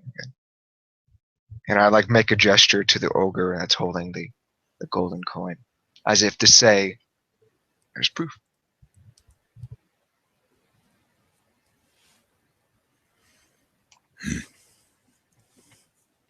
I do look at this coin, and I look at you while you recall your vision to us. Vision, coins, invasion. If it can creep up on us, that can be hunted, can it not? And Viden looks out. Oh, okay. I thought Lou left for a second. He looks out and he says, "You, Jolma, son of Ion, tell me about the canopy." Then again, like I turn to him and I straighten up again, like, oh, I'm time to speak again. But I don't step forward. I just speak a bit more clearly, almost in like, oh, now I'm speaking to a warlock, so now it's time to be serious. I can't stumble. Oh, well, this is Viden is actually he's the tribal leader. He's not a warlock. Oh, okay. This is not the hunting moons guy. Same deal. I mean, he's the leader. Yeah, this is the really old. Yeah. But I say the sky. It was in my vision, well into my spirit vision. It is unknown if it is of the reflection or of the wood, but this spirit, there is a telling. I was found, and I kind of look. I make a slight gesture towards the dreadlocked witch for a moment. I was found, and my skin felt hot. It hurt, pain inside. The light came out, and I kind of make a disgusted, like smacking of my lips, sort of facial expression. Yes. I may show this place if it is your wish. I bow deeply.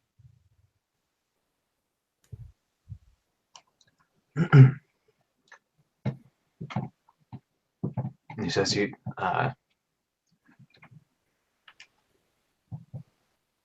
will show us this place."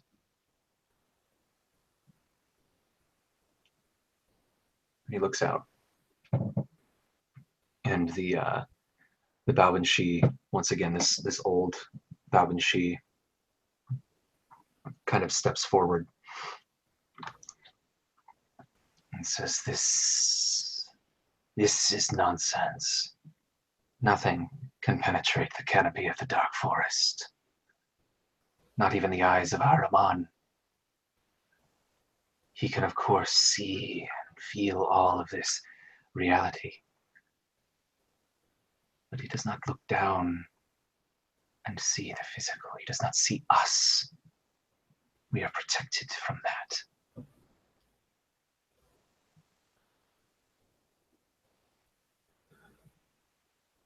I don't say anything to respond into that. I like gesture. I look to her and then I look to the count, as if like I know my place, but I still like I bow deeply and I just respectfully refrain from saying anything. Just having a very sort of serious, almost stoic demeanor to me. Now that the leader, the head honcho, has his eyes on me, and these are obvious people of higher, position. So I only speak unless spoken to. Okay. The son of Aeon No. Aeon, Mego says. Nor's family are not known to be liars.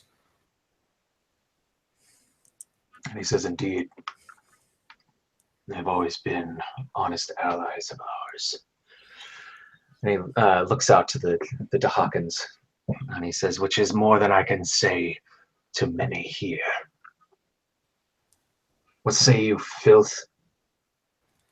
And one of them, the old, decrepit, disgusting, the what must obviously be a priest of Ozzy Dahaka, just blows it, just a disgusting loogie out of his nose. And he said, there are those amongst us who had visions many cycles ago. We ate them, killed them, fed them to the hogs because what they said was blasphemy. They said that Ahura Mazda would live again. They said they saw him walking the forest. We laughed, and we cut them limb from limb for spouting such disgusting and vile blasphemies. But he looks up and he sees the ogre still holding the coin, and his voice shakes a bit. He says, but these are signs. That points to the coin. That is an omen. The light returns.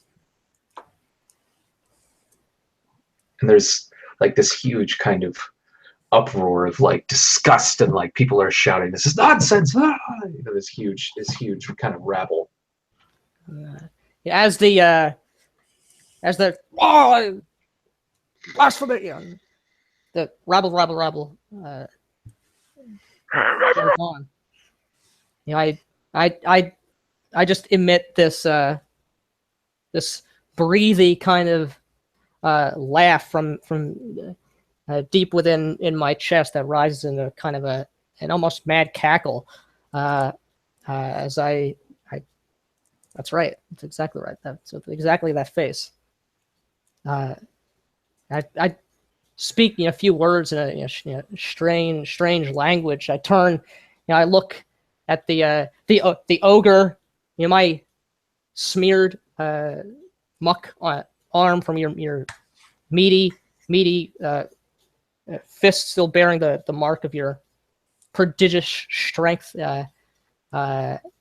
and size, and I begin to actively just randomly taunt other Mihangi who are assembled here, not the warlock, but certainly the Dahakan, the old man, this Viden, and I begin to speak out in a language that none can understand, but the cadence of it, undeniable to the wolf fae, as an anathema and an antithesis to their very being. I just nod. Young Mustafa, Yashmala, that is what you are known as. Yashmala, it is what they call you, yes. Yashmala. As I speaking a Jiran and speaking a sort of broken and mangled language of the light fae, almost cursing them in a most unwholesome way, almost taking glee in the fear and in the ruckus that is happening from this one coin. As the revel gets louder, and I see that the Bogwitch, inciting and reveling in the chaos and confusion that is going on, the great big hammer that he wields just smash it against the nearby structure just on the ground with a lot of thud. He goes, "I will have silence." And there is indeed silence for a moment, and this kind of thud reverberates, like the tree shakes as it does this, and there is kind of silence for a moment, and then the ground beneath you begins to shake, and there's once again there's a moment of kind of silence as you're all looking around, and Ander,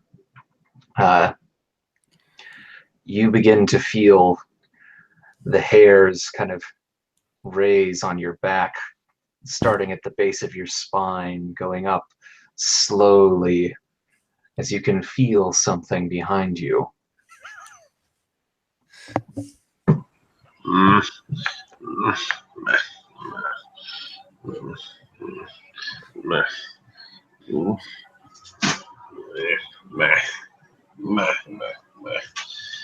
Yeah, just turning around like that. And as you turn through the crowd, someone is kind of making their way through, wearing, is just completely cloaked, and their face is covered in bandages. Not like yours. They're not filthy and disgusting. It's got this long crooked nose that's protruding through. You can see it's very tall, and and you can see this aura of mysticism surrounding it, powerful. And it's got this long hand, fingers, these long black talons, and even it's got these strips covering it, and then covering its face, and you can see these teeth, and it's smiling with this maddening and insane grin. And it has something in its other hand as it's kind of pointing at you. Slowly, step by deliberate step, making its way in, and it holds it out. This stone that you can see, terrifying and beautiful, gold, glittering as light emanates from it. And the light begins to increase and become brighter and brighter, and all of you can now begin to see this light is just, it's like oppressive as it's beginning to grow. And Andrew, I don't know how you're reacting to this at the moment, but it's holding forth this stone, and just continues to get brighter and brighter and brighter until people begin to scream. And any of you that are affected by light in this way, that's going to be afraid of this of gold and sun and everything that is the antithesis to darkness, you got to give me a meditation roll, please, to maintain your composure. Suckers!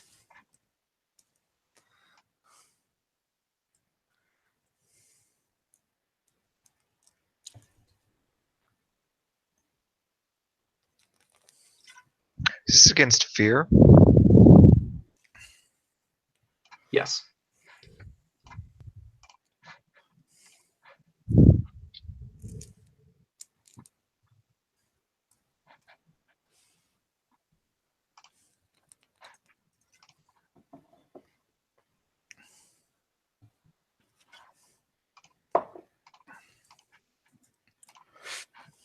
Where'd my window go? All right. So this light begins to grow and grow and grow until it becomes absolutely blinding, and there's this noise, this shriek of just this. It's like the ringing of a bell that's like ding, and it just doesn't stop until absolute panic sets in, and it just continues to burn. And Lou, this is like well, not as like intense and bizarre as your vision. This is the light that burned you, and it begins to become more and more and more intense until the entire throughout the trees. It doesn't matter how how dense the forest is. This light is penetrating every nook and cranny.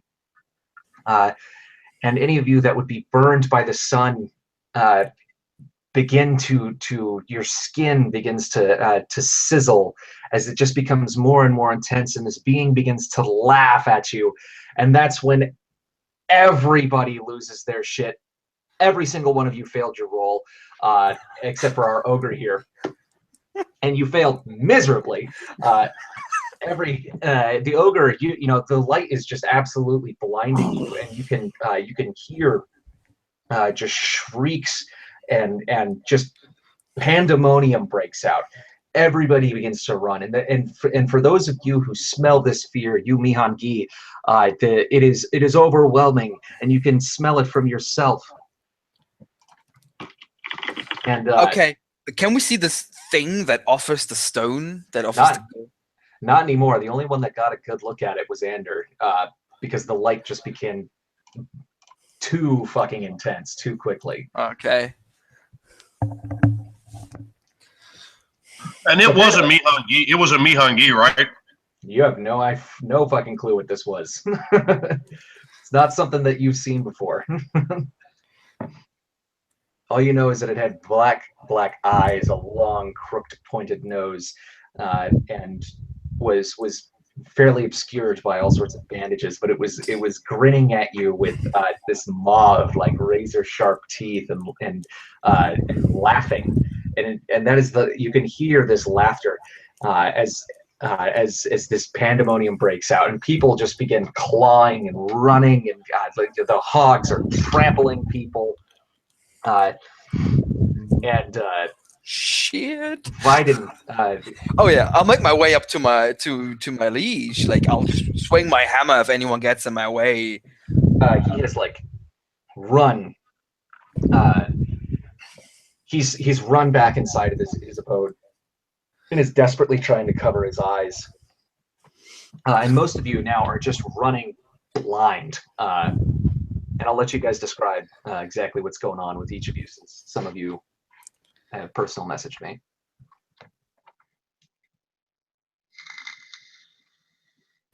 So boom, the light begins happening, you know, that shine, and then it starts getting brighter and brighter. But as soon as that shine happens, you know, I learned not to look at it off my vision. Oh, blessed be Ajira. But I grab Vana, my younger sister, by the arm, and I like with a sudden sort of alarming strength, like I almost catch her off guard. Like I throw her behind me, and then I go for my father, and I'm just like grabbing them and sort of moving them away from the source of light, and then I'm turning, and you see me just start calling out, not in really a Jiren, but more that of a hunter, just like these animal calls, like oh oh oh, you know, calling people like rallying, like this way, this way, this way, you know, no, don't go by the hogs, like, you know, I'm trying to guide them away, and you know, trying to the best of my ability get only Mihangi really. I'm sort of gesturing, and the calls that I'm making are sort of Mihangi hunting calls of like you know, as I'm trying to rally people and at least have some sort of order away from the light, as running and leaping through the over roots and whatnot away from this light.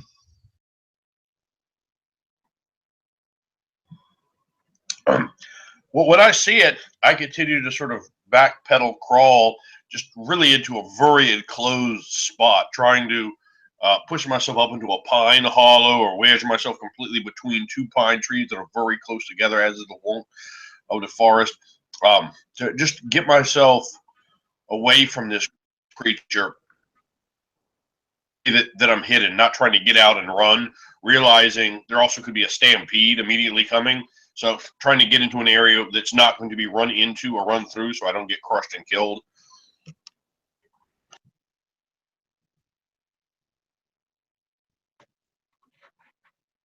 And Nick. As soon as this happens, and boom, utter chaos. I do not run, but instead I slink down, almost as if being absorbed into the massive amounts of just rotten leaves and fallen branches and moldering fungi that dwell here on the forest floor. I hear the snorts of the hogs, the screams of the Mihangi, the thundering booted feet of the massive, over 8 foot tall ogre as branches are snapped and some people are trampled or just stampeded on by other Mihangi. As I slink down amidst here, and that is what I do, escaping the chaos above, worming my way through, like one of the many millipedes that dwells within here, waiting for some amount of chaos to die down, if indeed it does, for a moment. And I'll try and get as fast as I can to Vaden, shielding him from the light with my own body, trying to give him some sort of shade where he can collect his sanity once again. As all hell breaks loose around. So you do, and like there's just panic, and you can now hear like the light goes out like after about a minute. It's disappeared, and whoever was holding it is seemingly gone as well. But in the panic, out in the trees, you can hear screams of pain and of death and of terror as everyone runs out. There's now like the place is like completely cleared, and you can see that there's been Mihangi trampled everywhere. There's no sign of any of the Balban Shi knowing how to run and knowing how to escape predation. They seem to have made it out. But you look as the chaos kind of clears. You guys can see, and Lou, I don't know if because you were like running and like getting people out, so you're going to be separated for a bit. But those of you in the clearing, you can see that the earth has just been scorched by this tremendous light, and the trees, some of them are smoking, and from the point from which the light emanated, any shadows that were cast, the ground has almost been blasted, and these shadows exist only now as an indication that they were not scorched. It's almost like like a nuclear weapon has gone off and just absolutely scorched everything. And there are Mihangi there that have been seemingly sunburned beyond even what Lou had experienced, and are screaming in kind of in pain. And there's curses and prayers to Ajira being screamed out in the darkness, as you can hear hundreds running throughout the forest, and you can hear the screams of something out there waiting for them. Lou, as you're running through the forest, finally that light stops, and you can see your father's nowhere to be seen. But there are others, Mihangi, you've never met before, who listened to your cry, had enough composure to follow you. There's about 4 or 5 of them dogging after you through the trees. And I turn to him as the light stops, and I turn to him. I just, I throw my chin towards him, and I just like do a few quick nostril inhales, and that's sort of saying like, "Are you afraid?" kind of thing. Of course, I smell that they may be afraid. Yeah, and they're all, none of them, like they're all like stone faced. And then I make like a sort of a gesture, just like a slight head, like, okay, let's get others, let's find others, as we hear like the other cry. And then I sort of leap down, sliding down one of the trees, on some of the vines, just sliding on down with a tremendous amount of grace, doing like a somersault, over a low branch and boom, both feet onto the ground in like a sort of squatting position, my arms out, as my teeth sort of bare as and then boom, boom, boom, the others land behind me. Then I start moving.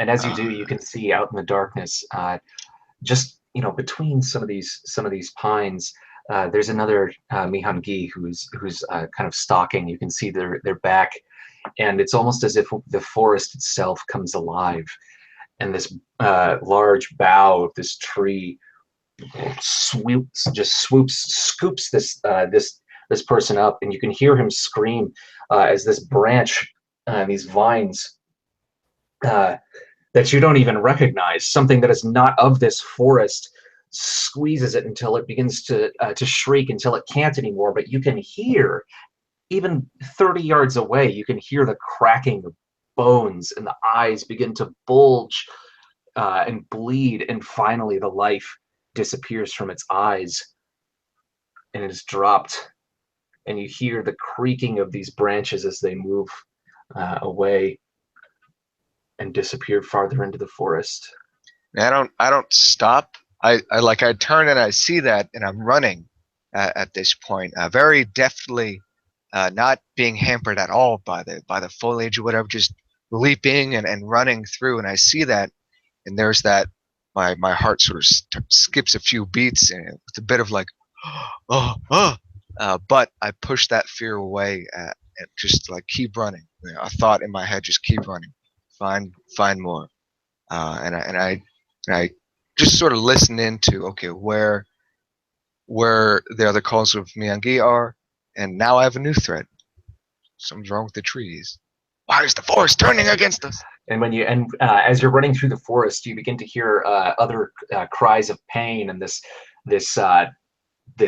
pounding of metal on metal, this ringing out like a bell, king, king, king, as someone is screaming every time, king, ah, screeching out in pain. And it seems distant, but the screams don't stop. The pinging stops. The screams do not. And as you run, you finally come across someone who has been nailed, hands above their heads, nailed to one of these great pines with a symbol cut in their chest. A symbol you do not understand, but you see the mystical aura around this person, and the life draining from their eyes, knowing that this must have been a holy man. Does this person have like a totem on them, on their body, like a little carved thing or something? Something like detailing which god they're dedicated No, to? just any totem. It could be like a bone, whatever. Yeah, let's say they do. Like if they do, then I as I'm moving, like I go over to the body, and as I'm running, I just I don't slow my step, but I take and I just snap it like a little necklace, a little necklace with a bone, and I just take that, and I just keep that on my person as I keep sort of running, and I make these gestures. I do have some grades in sing, as I make like these sort of hunting calls, like a rallying. I keep making these sort of rallying calls, and every time you do, you'll pick up another straggler, or someone else will come out of the darkness, until finally there's about 20 of you, and they've all kind of regained their senses and their ferocity, and the screams finally kind of die out, and there's this kind of silence over the forest once again. A silence, though, so deep, none of the life that permeates this entire place, none of it is making a sound. There is nothing but fear. Now we come back to everyone else. The scene switches. Actually, we're going to take one quick break. I just got to get Coke real quick, and then we'll switch back to the others. All right.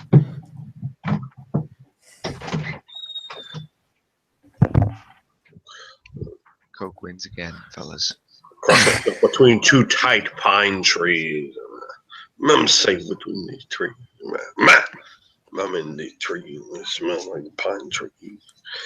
I started gnawing on the pine tree slightly, eating just a tiny bit of the bark and the insects that slide beneath that bark of those pine trees here. These things, man. All right, so we return.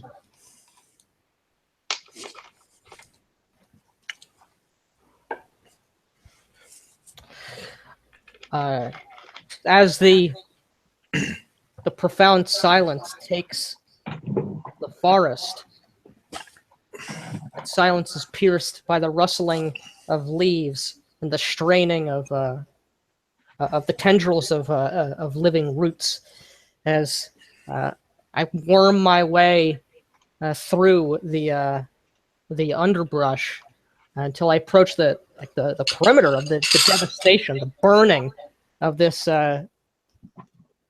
whatever this thing was, this flash of the sun within the darkness of the forest, as my form is now sort of slick with grime and decaying vegetable matter, which now the just fine particulate of ash from just the blasted wood and growth here. I make this sort of cloud as I enter. I rise from the foliage and I enter into that perimeter of burning. As the ash sort of sticks to me, as some of the furs have been sort of torn from my form, and I just turn my head, ever so slightly. I look into that darkness, and I move slowly, deliberately towards that stone, paying no heed to the singed, the burned, and the dying Mihangi all around me as I do so, leaving a cloud of blackened ash as I waft through.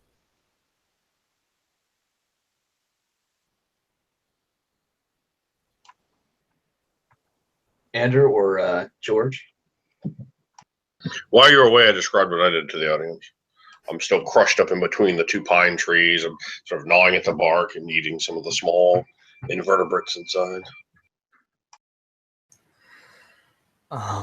Once the silence begins to set in and the screams stop, I stand up, looking down to Vaden, my master, to see if he has regained consciousness or sanity, if he's raving or even hurt. He's shaking, but you can see that he's not broken. What? Light. Shakes his head. What was that? An omen of our doom.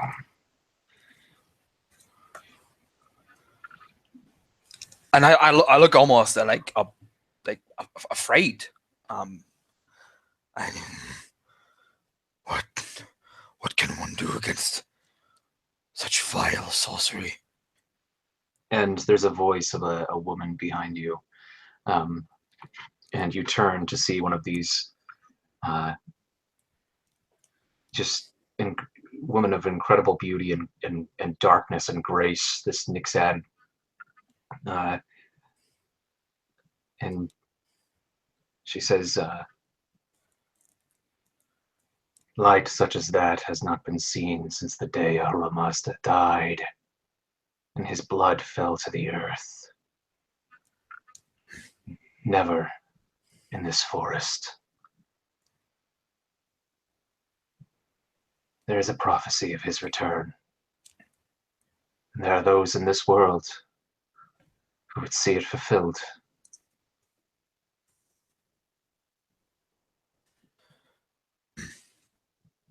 Dead God, awaken.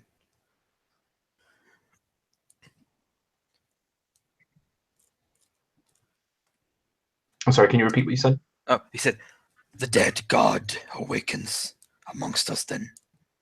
Is that what you're saying? What else could have the power to silence Ajira? To breach the wood?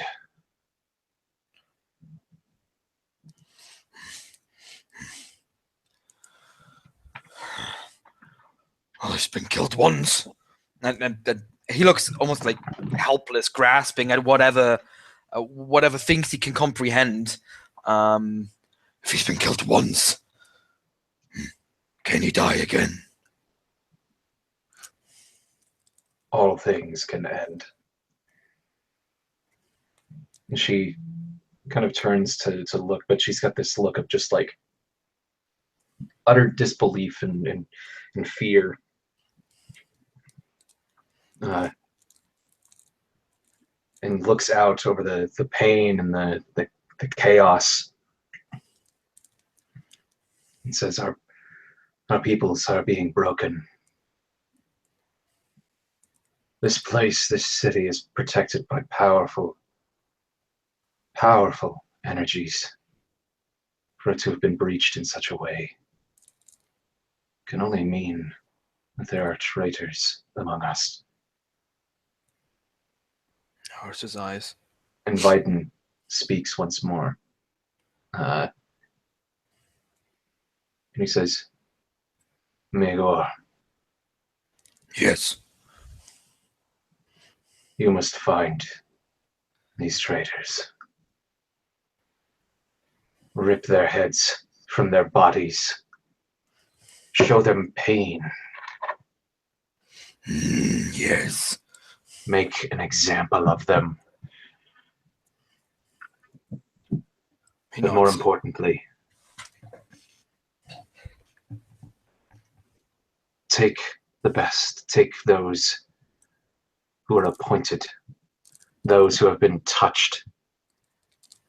Find the one who had the visions, the one who spit up that vile coin you carry. There are powers at work here.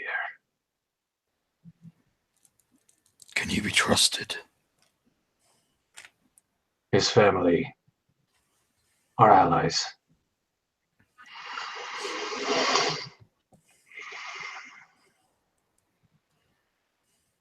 Start with him and find that witch as well. She seems to know something is going on.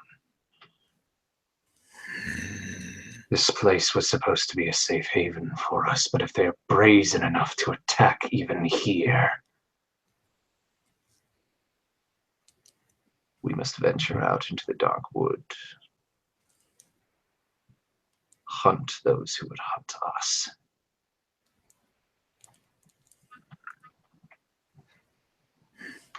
It will be done. He shoulders his great hammer. And he looks out and he leaves the hut or the room in his witch's masters. He looks out on the carnage and the despair and the chaos beneath. Sort of looks in the light for the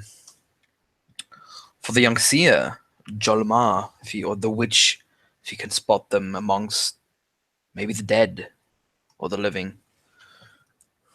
You don't see him anywhere. What you actually see as you're staggering around in the cast is ended out of nowhere. This small goblin form starts sort of wandering out, and then I speak in Nigerian. Big ogre, what happened? Light. What happened in light? Ogre, And I have like a crouching position. It looks like I'm about to dart backwards into the shadows at any moment. He looks at this insect that's crawled up to him, screeching at him. You, seen you. And he crouches down to see your face. You're covered in bandages, right? And like rags and. Yeah, I have these like bandages all over. It's sort of like these two huge black eyes are coming out, and under some of the bandages, you can see like these ribosomes, moss-like protrusions sticking out from just various points. I'm very slender, and just hunched over, like kind of bent down, maybe standing up, maybe a little over 4.5 feet in height. Just hunched over and crouching, long claws coming from the feet and the back hook of the heel, and some long nailed claws coming from the hands. And I'm just kind of looking up toward you. My big, my big. The light has insulted the sacred place. Hunt those who would hunt us, we must. And he looks at you like he's not quite sure you even understand what the fuck he's saying. My hunting. My spiders. My hunt light. My how hunt light. He looks from you to the carnage beneath. How my lips pulled in like this. My. He sort of imitates this mass and you like silently, and he looks at you with a bit of confusion. Don't know. We'll find out. And then he looks at you again. You've seen the light. And looks at you and burns. Man, bring light. Man, don't know what man was. My guy, no goblin. Man, no mountain. No wolf. No deer. Strange man was like man, and I was like man. I'm getting to the pine trees, and then I stayed there, and the red light in my eyes, my big eyes, A man brought the light. man. And then now he like puts his giant hand on your shoulder and sort of like picks you up, so you can look. I start thrashing violently and extremely aggressively. My hands cutting into you. There are claws there at the feet. Quickly come up, cutting at you as well. Probably very painful. Goblins have very large claws on their feet. Okay. More like a raptor than just some small little claws. So they start clutching at you like as if you're gonna eat me. No eat, I will bite you, So he holds on, I hold on to you for a couple of seconds just to prove to you that I'm not scared of you. Like I'll let you scratch me, I'll let you even bite me, just for a few seconds before I drop you back on the ground. I hit the ground and roll back like in a somersault. My cloak rustling into the pine leaves, the pine needles rather below. Not a bad goblin, man. Shut up! I'm not gonna eat you. Light. Tell me of this man who brought light. And I'm just dead. And I'm looking up at you. It was a man. He was tall, and I was like, man. And them make the light, and them have the power of light. Mazda, Mazda, against Mazda. I seen about the light, and then I was like, man, and I look overly wretched now that you've just beaten me up. Well, I didn't beat you. I just tried to show you that I'm the boss in this. I'm scratching my head, man. Yeah, I mean, this is gonna be this big mountain, man. He nods though, and sort of goes on his way, and what goes down to the place of where it all began, and then he stops like halfway through, and he turns around, like waits for you to follow, and just motions. I look back toward the trees, like I'm just gonna dart in there and stay in. I go, man. And I just start kind of loping after you. And I walk, I'm not at all standing up. I'm like kind of loping, my hands a little on the ground. And I'm just kind of lunging and loping forward at a very strange gait. I'll look for the Bogwitch and Jolima, if I can see them. Sort of look around, and anyone who comes across me, stop them. Have you seen them? Nobody seems to see them. Nick, can you remind me what you're doing? If I can, I had meant, I don't know if I still see it, to approach the stone that was emanating light, which is no longer. Yes. So the stone disappeared with the the stone is gone. Yeah. The stone and the man holding it are I gone. approach anyway to where it was, where I saw it before averting my eyes and There's the roots. like burned into the ground again is one of these like inverted silhouettes of something standing, and you can see that whatever it was had long straight claws that were digging into the earth out of its feet, very, very slender, barefoot, and on the ground you can see there's what looks like, you're not sure if this was, because the whole, it's just scorched, like completely scorched ground, and you can see that it almost looks like some of the earth has been glassed a little bit, pieces of this molten soil, and some of it kind of glitters a little bit, and there's other, what seems to be other shattered pieces of glass around it. Go ahead. Sorry. And you can feel this energy of pure light. It is divine power that has been wrought here, and it is like very intense. The blinding heat of the light glassed this area, but I can see like indentations of like feet, of like footprints. Yeah, of the person who was standing in that spot. Is it like a trail of them, or just where this individual stood, and then where they stood? Yeah. Got it. Okay. So as you, Magor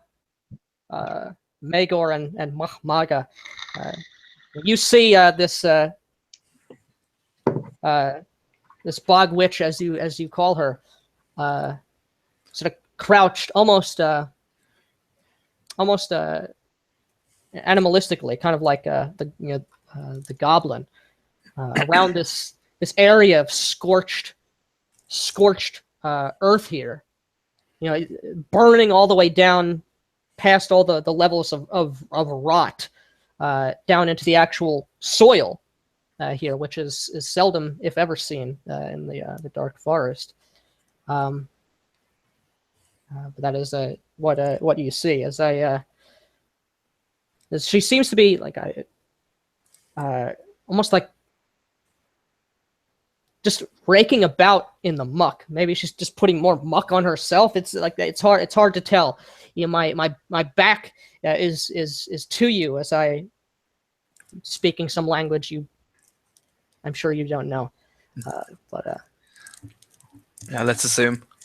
I'm gonna assume that you don't. But which it thunders behind you as I approach. And it's you. It's a big ogre. Have you seen the Son of Iron? Jolma, I need to speak to the both of you. I come loping along behind the ogre, but staying like whatever I would gauge is like twice the distance you can reach. I stay at about that. It's fair. Good thing to do. I just sort of turn back, looking at the ground, the ground here. I have not seen the boy. My attentions are far more important. As I look down, you, with your prodigious height, you can see, no doubt see above me down to what Matt has described. These burned footprints here. Here. It was here. The light, it scorch the earth, burn the bodies and the flesh. What secrets might stand? And like, I lean down and breathing in, like my long tongue moves out from my my jaws, and I lick the glass depressions of feet along the ground here. I just begin taking a bunch of just soil and ash. I have like a gourd. I start taking it. I grind up some of that glass and I put it in there. I begin to utter a strange assortment of utterances. I take my thumb nail with the other remaining sort of depression here. I sort of pierce it along the ground. I kind of like I whisper to the earth. We're just standing back up before you.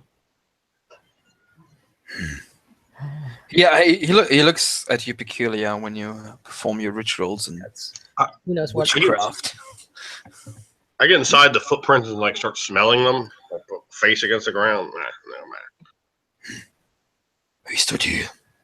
And I look to the goblin, the strange man. Man, strange. Man, weird looking. It was weird looking, and I was like, man, I'm against you, and then it was like, man, it was weird looking. It looked like a mountain or deer or wolf, or not a goblin. You saw This- the man. Yes, It's fortunate. this one saw him. Like I come to you. I kind of like I don't get up in your space. No doubt you'd get away from me if I did. What did this creature look like? And not knowing you've already described before. Man, weird looking. Man, it didn't look like nothing. It was a man, and man, it could be bright light. And I had to see him. It come up, and I looked around and like, man. And I looked over my shoulder, and I was like, God, come on now. And then when I seen him, I knew I was against him. Yeah. And I look at you intently, letting you, sort of ramble on. Man, give me lizard. My lizard. My lizard. My lizard. I take like a dried up like reptile, and I just sort of like I toss it in your direction. Man, I take it and I start nibbling on it. Man, it's not good. It's not good. But I go through. I'm looking at you. I had like a strange face, but like what? I know you had kind of a snouty sort of face there, Matt. Like what? Can you give me a little more detail there on the actual face image that I saw? You're muted. You're muted. You're muted. Sorry about that. Oh, there you go. Yeah, so he had this like very long, sharp, pointed nose, Yeah. just jet black eyes, very small, and just this like razor grin. His fingers were very long and had these long black nails. They weren't quite like talons, but they were very, very sharp, strong-looking nails. And it was almost like skeletal in terms of his build. But beyond that, he was wearing like big, heavy cloak, robes. How tall was it? It was tall. It was probably like 7 feet plus, but it was hunched over, and the only reason that you could see its face was when the light began to emanate. You saw this horrible visage staring at you. Man. I'm still eating the thing. Yeah. And I'm kind of moving away, and I'm eating like really fast. You can tell that, like you're taking it away from me. And Yeah. I move back, and my lips are drawn inward. They go, man, we're tall, my mountain tall, my tall mountain. And I point over at the ogre, like that. So- Man, got a hold of me. I'm against you for getting a hold of me. I'll bite you again. And I move, I like hop backwards when I threaten you. Yeah. And then my black eyes, and my long nose, my this long. and Have and claws, black claws, long fingers, and it was like, man, it had a cloak on, so and then light, what I do man, is, tall, man. as you're telling me this, I start. I'm very intently looking at you. I start very vividly describing a number of different creatures, many of which have never been seen or shouldn't be in the dark forest of fear at all. A number of different species, perhaps. Does this description of this strange, long-snouted man does this ring a bell with any strange species that I have experienced or heard about? You're muted again. Matt, Matt. Sorry. Yeah. Can you give me an occult roll, please? Matt. Go on, mate. You gotta own that role. Are we fucked? Don't matter. Don't worry about it.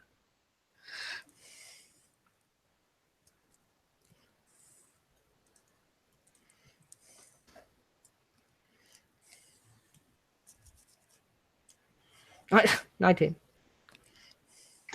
Yeah. Okay. I'm gonna message you something. Okay. Hey. How many fingers? Like I keep saying these things. How many fingers did he have? How musculature? Was the shade of the skin? Did it have fur?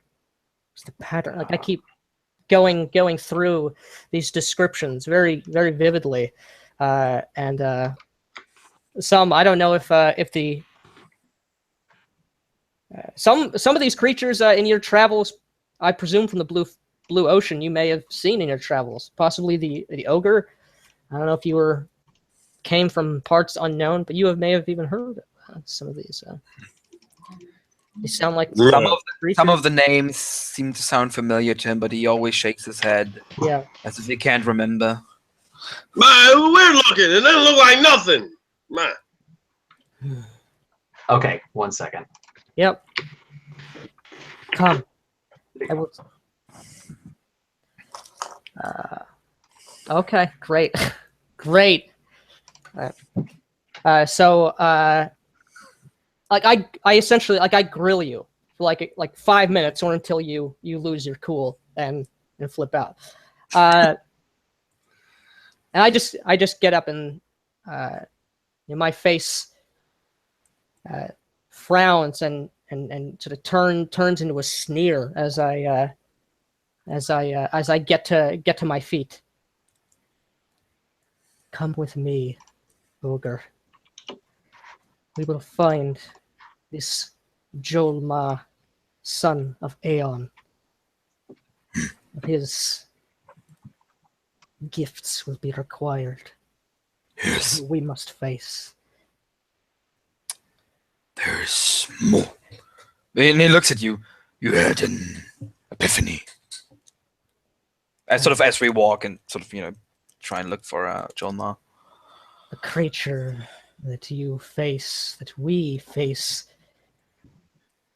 is far more deadly than you could possibly imagine. I know what hunts these woods. Speak The then. phrase that you do not, lest you would crumble. Like, I just say like that's a total insult unto your macho. Yeah, he looks down at you. His hands, it sort of moves up as if he's gonna smack the bitch out of you. Balls to a fist. I leap backwards and scurry away. Stop speaking riddles, witch. What have you seen? Not here. There are things with eyes and ears. We have just seen that even in this place, secrecy is far from assured. Must have protection. Now come. And with that, we're going to switch back to Joel Ma. As you guys are stalking through the forest, you're kind of taking the lead in all of these maybe 20 other Mihungi who now have completely recovered their resolve, are looking to you as this kind of pack leader. And you've got people from all of the different tribes. The only one that is not represented here, the only two, the Dahakans seem to have fled completely out into the woods, as well as the tribe of the Hunting Moons. Good. None of them are with you. Gotcha. And as you're winding your way through the woods, you kind of the forest slopes down. There's this huge boulder. As you're kind of listening for any sort of whisper, there's nothing. There's silence. And as you turn the corner, you like smack into someone basically. And everybody, ready to fight. But it's actually your mother, who you have not seen until this moment. And she like stops for a second, and then just like before you can say anything, just like puts her finger on your lips. And as she touches you, she kind of gets this. You can see she kind of gets like some sort of a flash, very reminiscent of what Zasha had experienced when she first met you. And she begins to kind of look you over and kind of turns your face a little and like checks behind your ear. And she smells you. She goes, Fine. Whose brew did you drink? What is this smell? And I sort of bat her hand away from my hand. I'm from the guys, Mom. Like kind of like. Fine. It is. My father took me. He lives. I have not seen him. She says, we saw that light. We came running, and you can see like a couple of other. There's like a male and a female Mihungi that you don't recognize. But I look to him like silent greeting. Like I just look at him. I look back at her. And she says, "So many dead." The What's trees. And I kind of lean in a bit, like kind of in a low voice. The trees, they turn.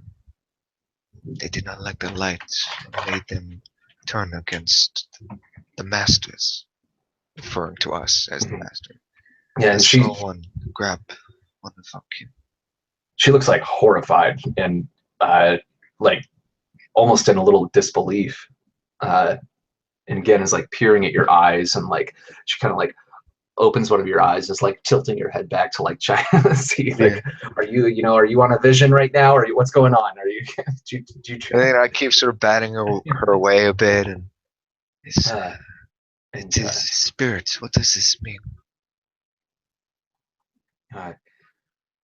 She says, "There's witchcraft in the woods.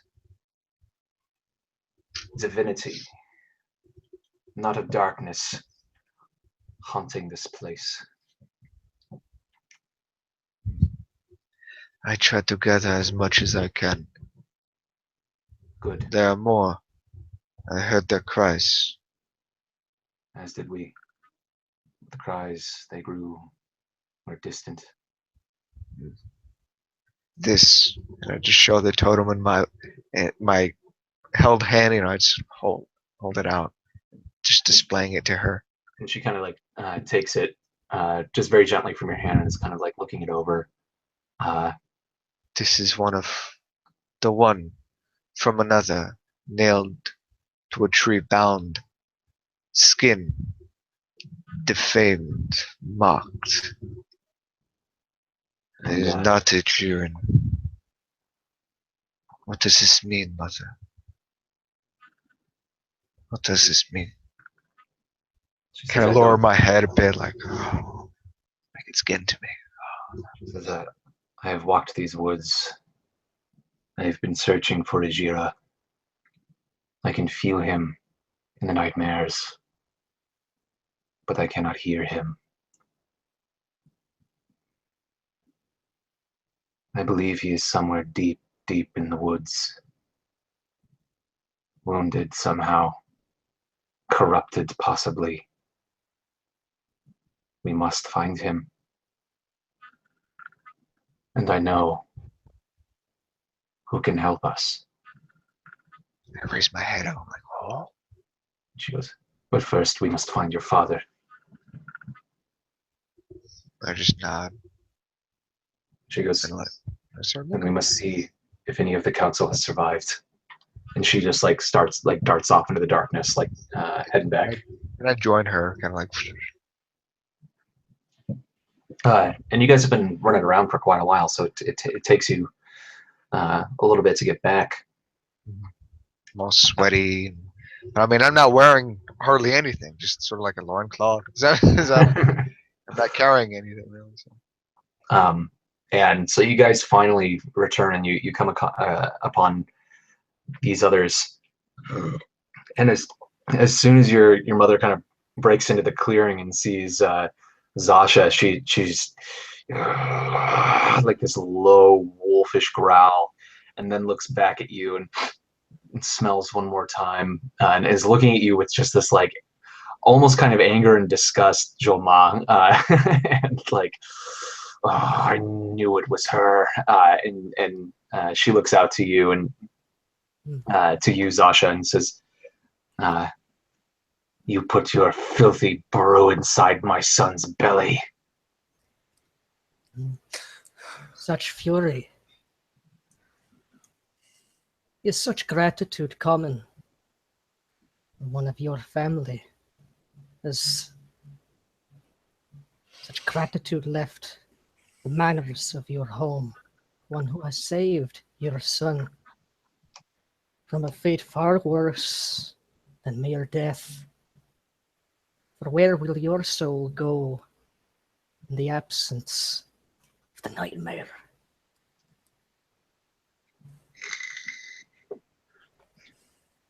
The nightmare is not dead yet. Perhaps not, but soon. For there is a far more ancient hunter that prowls these woods. I'm tired of your riddles. They've never entertained me. If you know something, let it be known. Have you not felt it? She is a witch, right? Yes. Like I grin. You have not felt it then?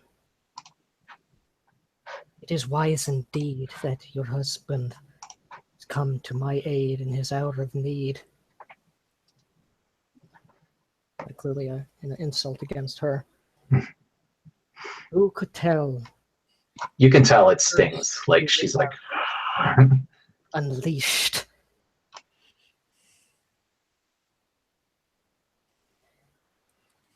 Take us to a place of safety. We will speak there. Or perhaps it has been gone unheeded by you, but their eye is upon us even now. she just like growls and snarls, and she turns and lopes off into the woods.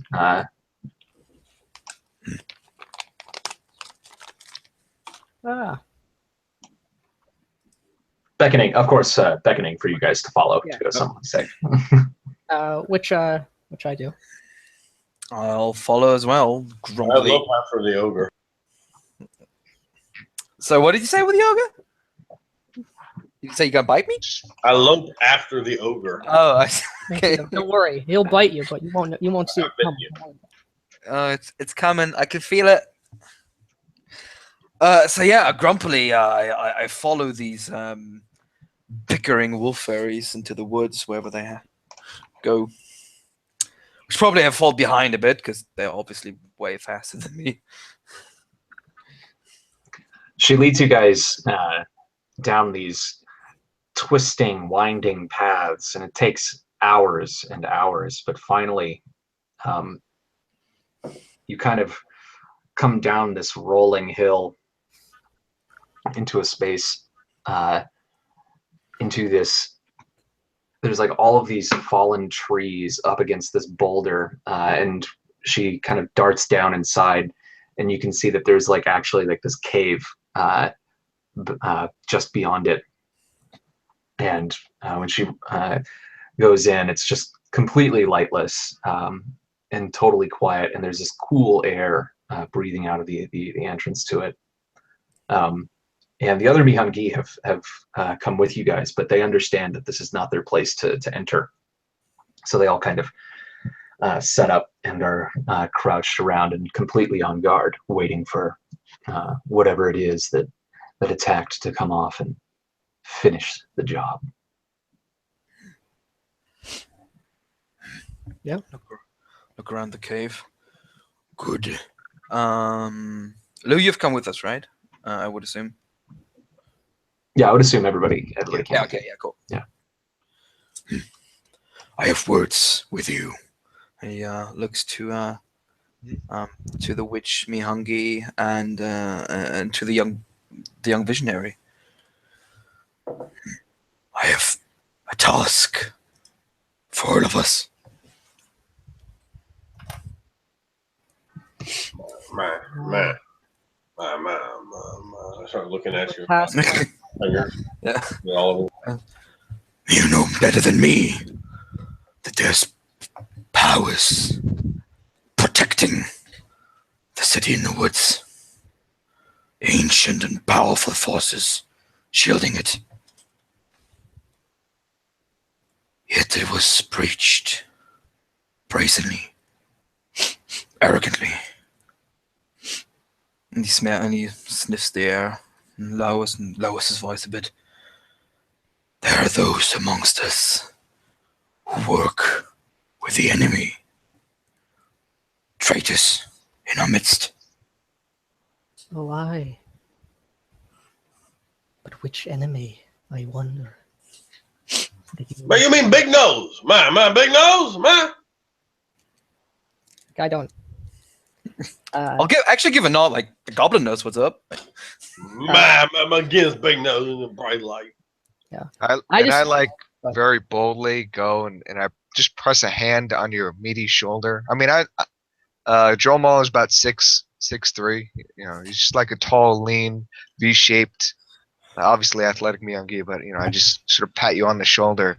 It's more of like a sort of like a brotherly, like I respect you kind of thing. Like I pat you and but like it's bodily, it feels like okay, but then I look at you and like stop talking kind of thing. Like I don't like I give you a look like I don't like what you just said there. And then I like continue moving into the cave just with the others. I just sort of let that, you know, I don't say anything. Just I'll get some distance away from you. What is this? This I'm assuming she's taking us to her, like where she practices her art. You actually you don't get that feeling because these people traveled from somewhere. This is more. You're not native. Almost a little bit like a safe house. Oh, all right. Well, that's only gonna further embolden me to do what I was gonna do anyway. And so let me set the scene. So this in this cave it's like dirt. It's like a damp dirt floor. It's tall enough that the ogre can stand without hitting his head, but it's still like maybe psychologically he's ducking down a little bit. And it seems to go farther and deeper into the earth, but there are like roots from trees coming in, and there's this big cool breeze coming from farther and deeper in, but it's very, very quiet. And as you can see, there are like all sorts of like scrawlings on the wall written in Ajiran, and they're all like these prayers to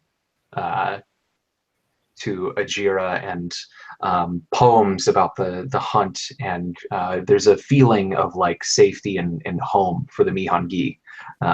Anyone who's here, who here is Mihangi. Right. All right. As we're, oh, sorry, go ahead, Nick. No, you can take it away. I immediately start to take what stuff that is still on my person, and just start setting up like a circle, like a magic circle. That's what I set to doing that. So you guys can take it away for a bit. I mean, are we like going down sort of a tunnel kind of thing, or have we You've gone like through a tunnel, and like now you're in kind of like a cave, a chamber, like a cave Yeah. chamber, and then there's you can see like there is a tunnel that keeps going farther down. It's a little bit narrow. The ogre might have some trouble, like you might have to really kind of shimmy through there, but the rest of you could probably get through pretty easily. Well, we've sort of just stopped here.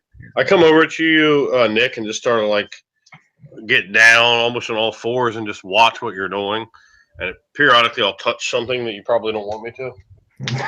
You know, and I'm checking up on like the other Miyangi here, you know, like, how are you? You fine? Rest here. You know, as I'm just making my way over to the switch, making this circle, and a little bit of curiosity, like why my mother doesn't like, well, you know, like I kind of like orbit around, and I look with some little bit of curiosity what you're doing, but it's more towards that thing. You're a little familiar almost, that little goblin. That's right.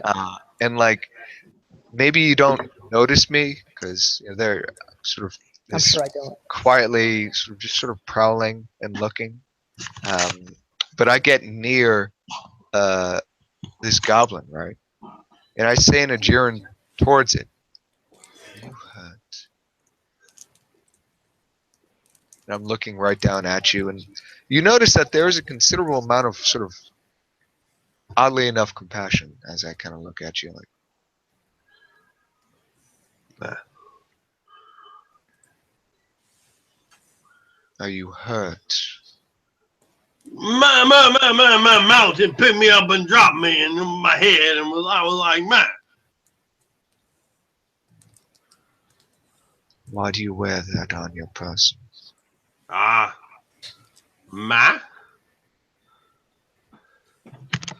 Don't be wearing the man that get these guys. This is mine. That's why, man. You try to take from me, and I start like pressing my hands against myself. Mine. And I look at you and I kind of tilt my head slightly.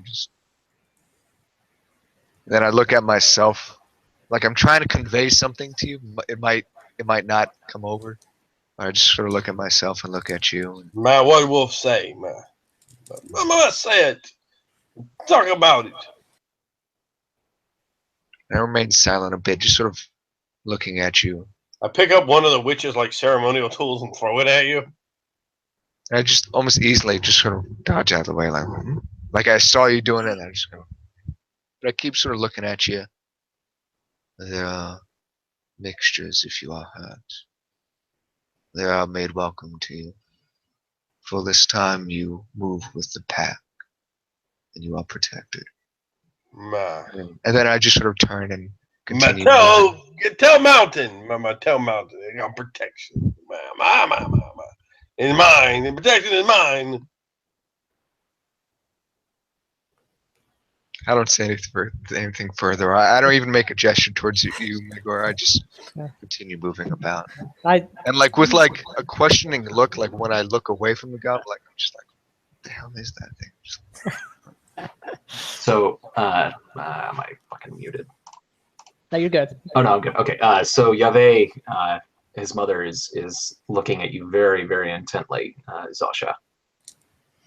Yeah, I'd pay her absolutely no mind at all. Almost deliberately so. Mm-hmm. For sure, which she might understand that. But you throw that ceremonial, implement. But I don't chastise. Like I call out to you. Like I hold out a beetle. I hold out a beetle. Man, not smack it out of your hand. Man, no. Man, one big lizard. Man, there's not no water inside. Man, you tricked me. Man, witch, man. Lizard later. Well, I've smacked the beetle from That's fine. You do. Man, It's yours if you wish it. man, mine. There are many more lizards. But that's all I Give them to me, my spiders. My big juicy spiders. Man, they're going to eat all of them. You ain't going to stop me. Hand me that, like a point of the thing you threw. Give that to me and I will. Man, just sit down and look at you. Man. Do you do like I hold out like another? It's not great, but it's another one of those sort of desiccated lizards. Like I hold it out. Man, not stupid. Man, water inside. Man, it's good. I hold it out anyway. Like I know you want it. You give me the thing. I kind of like lunge my big clawed foot at you. Man, you give me a big spider. It's alive. It'll be the live spider. So, getting no luck trying to train to domesticate this goblin yet. I put it back in my purse. You didn't give me what I wanted, so I will not give you the lizard. But as I finish that up. I look to Yolma's mother, and to the rest assembled within the circle. This will ensure that no ears and no eyes will pierce its barrier for what must be spoken of. Like I utter a simple sort of final chant, and I sort of pass my hand along sort of the exterior of the circle, and I enter into it. And as I do so, I take like a little bone dagger that I have. I actually I cut into my own arm and let some drops of blood fill a sort of dish or a bowl, clearly made from the skull of some creature. I wait for the others to enter, if they do. Yeah, I do. Looking impatient. I don't. I just sort of stay with the other Miyagi in this safe place, trying to keep everyone relaxed. And if there's any, I take it these are older Miyagi. There's no like children Miyagi. No, there's no kids here. And so Yave is staying out of the circle as well. She's just standing next to you, Lou. Yeah, and I lean towards her, and if there are a few moments of rest, I would like to take a pack out to search for more. Bring them here. This is a safe place. She says yes. Go. And I turn and I look at just sort of at the non-Miyagi, that weird witch, and I turn back to her. And like almost like posing that question, like, what about, like, are you gonna be safe with those people? Like, there's an ogre here. You gonna be safe with that thing? Yeah, and she there's just like steel in her gaze. Like she's like, I got this. Then I look away, and then I just make these little like chirping sort of sounds, sort of sounds, and I make just like towards some Miyagi here that I know, at least when we ran around, were seemed capable. Yeah. I make just some slight whistle gestures towards them, and like I gather like 4 or 5 of them, and then I just make like a gesture with my hands, a fist together, and I put my thumbs up in a triangle, as if like signifying that sort of like a signal, like okay, we're packed now. Let's go. Like now, They like, a couple of them return like different like chirps and whistles to you, and 4 or 5 of them lope off into the darkness after you. I pass by, like I go around the circle and I sort of pass by and I sort of look at this witch in in the circle like that. And I kind of like I pause for a moment as the others pass by me, and I kind of pause and I look, and then I Would be turn like wise. with like a very stern look, like you've just been judged. I call out to you as you begin to turn. It would be wise of you to stay. Your gifts of divination will be required far more than your skill of the hunt if you were to save your brethren. It is more than And I stop and I turn and I look at you, listening to what you're saying. it is not a creature of flesh that hunts your kin.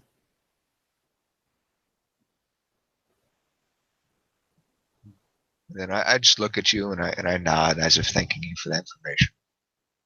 But I don't say anything further, and I sort of turn and there's like a jet. But when I leave, then you feel like this feeling of like this disapproval. Like I don't Yeah, like thank you for that information, but I disagree with you. Mhm. And then fair. I don't say anything.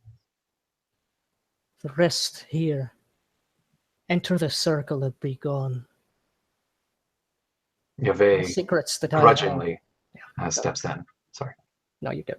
I enter the circle. Or man, Meh. The circle. I'm in the circle. Now I pour out the contents of that gore that I'd taken from the glassed, scorched earth here. I mix it into that bowl of my own blood, so that I have here. That as I begin to speak, your son clearly been touched by the divinities of this wood. Has he received any other visions these past chains? The cycle has revealed to him other sights.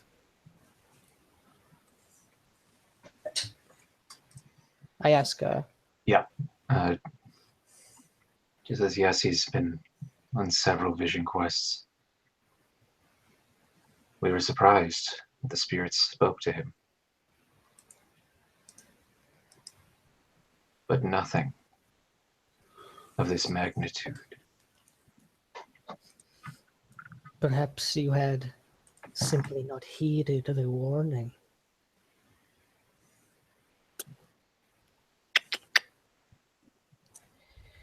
What you see here, as I finish emptying the bits of glass, the scorched remnants, the one who has slew many of the Fae present this day. But this is no man of flesh. No, and I look to you, Mygor. Tis not the mark of a traitorous Mihangi. Tis not, despite its size, the prints, the tracks of an ogre. Not a Bavanshi, nor a goblin, nor even the Fae of light from the west, or the new men of the south. or of any other species that walks upon Kavega Thale. So the markings, the leavings, far more ancient. Oh, do you feel its essence, its emanation? I asked the other witch. Gaze upon the bowl, and your eyes tell you. Can you see what I speak?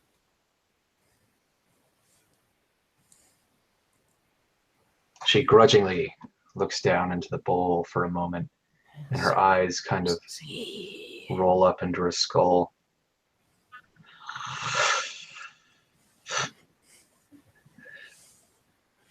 Impossible. Like, I grin up to her, almost as in, like, yeah, I figured it out. You didn't. Fuck you. So you begin to understand. But do you truly? What do you know of these creatures?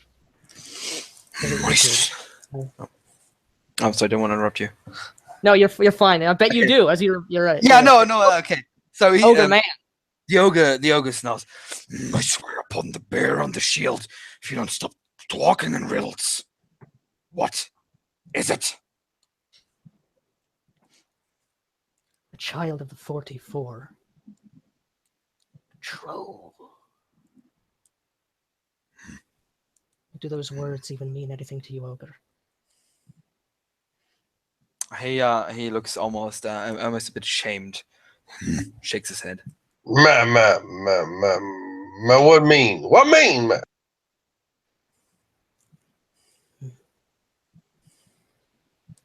I look down at you.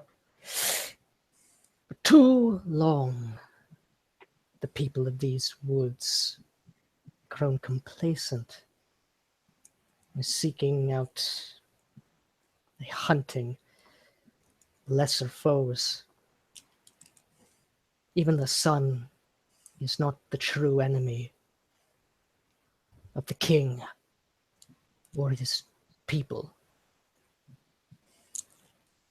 They are imprisoned, but not dead, and their children still walk free.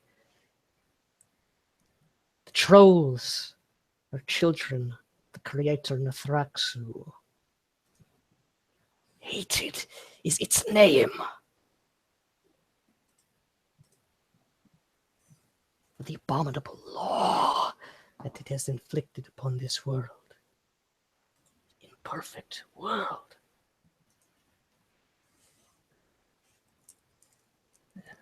Creatures of magic. And like I look, to the witch. And despite what you may believe,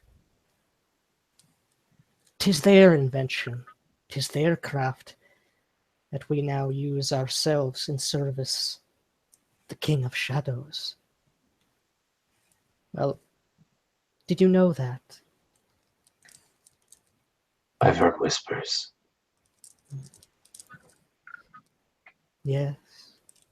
Well, now it is more than whispers that knock and gnash upon our wood. These are spirits of incredible potency and are far more ancient than all but the most potent of demons. How will you hunt that, ogre? Will you strike it down with your great hammer and your prodigious strength? With great care, I suppose. The trolls were defeated once before. By whom? I'd sneer at her for her insipid idiocy.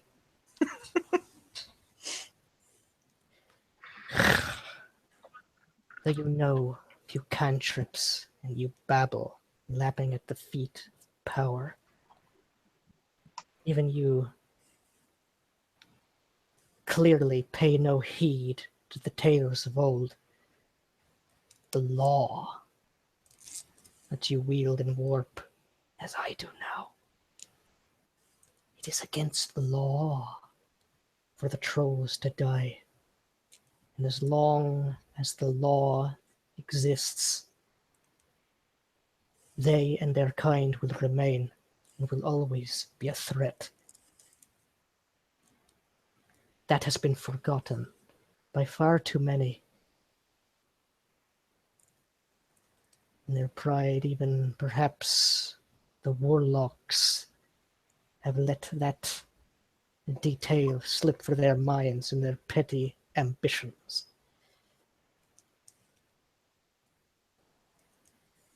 No matter. Now our true foe is known to us. And there are ways, ancient ways, secret ways, that they might be found. I take up that dish, and I speak a murmuring of words over upon the bowl, and move my hands.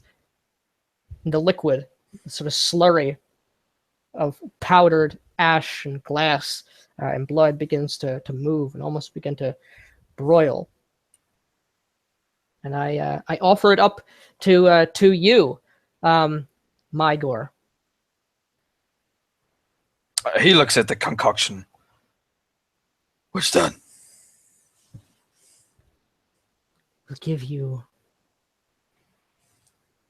an answer to the question that you do not even know that you have already asked. How to defeat a creature that is of time itself, exists in the past, the future, the present, and all the places and times in between. A thing not made physical, that does not bleed. How does one kill something that does not die? He sniffs at the brew, but he takes it anyway. And as you say, as you speak your litany, tells you of the promise of knowledge to defeat these unknown foes. He brings it up and he takes a big gulp out of it. And it is most unwholesome. And roll me a meditation. Yeah, give me a second. Let me check my shit. Okay.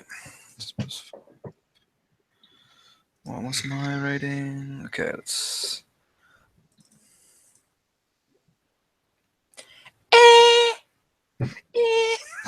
Excellent. It's like a 10 in total. Great. Okay. So you receive, and I'll let you. It's you describe it. You go. It's a bad trip. You just took some bad acid. But you see a vision of your choosing. Since it's not my choosing now. Is this a ritual defined in the books? No. That you're using? This is artistic license. Okay, cool. Okay, cool. Because so you can start describing this, but I'm gonna interject here. Yeah, absolutely. All right. So he takes the sip from this nasty concoction out of the bowl. For a moment, he turns his face away of the horrible taste and looks at it. And there's still some left in it. And his eyes widen as he sees it, and shock and terror of the faces that come out, and the dead faces of ogres that accuse him and that shout at him and call him traitor and lowborn and bastard and a failure to his race. And he's about to smash the bowl into your face, basically, as you've poisoned him. That's what he believes. So everything is kind of like roiling, and these ogres are like berating you and shrieking at you. But then they begin to actually kind of like shrivel back and shrink. And it's almost like they're like everything they're saying is moving in reverse, and it keeps going further back. Like you begin like the camera kind of zooms out of this cave, and you see the face of Kavega Thale in all of its glory, places that you've never seen, that you couldn't have dreamed of, oceans, deserts, forests, mountains, and of course the 1,000-foot high, 1,000-faced ring of flame surrounding Kavega Thale. And then things become indescribable because the flame goes away and it turns into energies that can't even be described, as the world comes apart. Again, everything happening in reverse until it's just utter darkness. The Elder Creators, everything gone. Only the twin moons of Ahriman in the sky.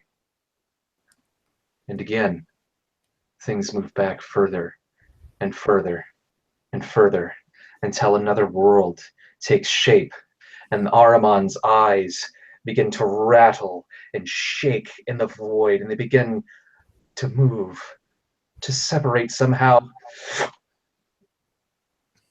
And then you're done. You're back. As soon as this started, it's over. He in this, like, he's crouched down, sort of in a fetal position on the ground. His eyes sort of rolled back in his skull. There was, saliva and froth coming out of his mouth. His breath was going heavy and heavy and faster and faster. He was shaken as snaps out of it. As you get up, I'm over there crouching down beside you, kind of poking you with the back end of one of my arrows in the head. He sort of brushes you aside. I leap back. And gets up first on all fours and sort of tries to heave himself up.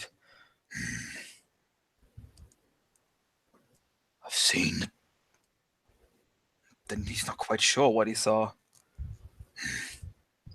Time. The past, future, present. What did I see? Which? I'm not even sort of looking at, like, it's almost, I've lost interest in you. What you see is for you to know and for you to interpret.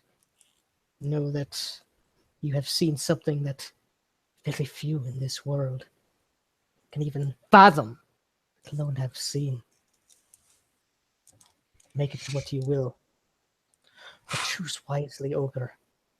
Do not make the mistakes that so many of your kin have done. Perhaps you will serve the king well. Well, finally, he makes it onto his own feet, a bit wobbly. He pushes his hand against the wall to give him some stand. Shakes his massive head around. And, you can see his teeth grinding, through that pestering wound in his cheek.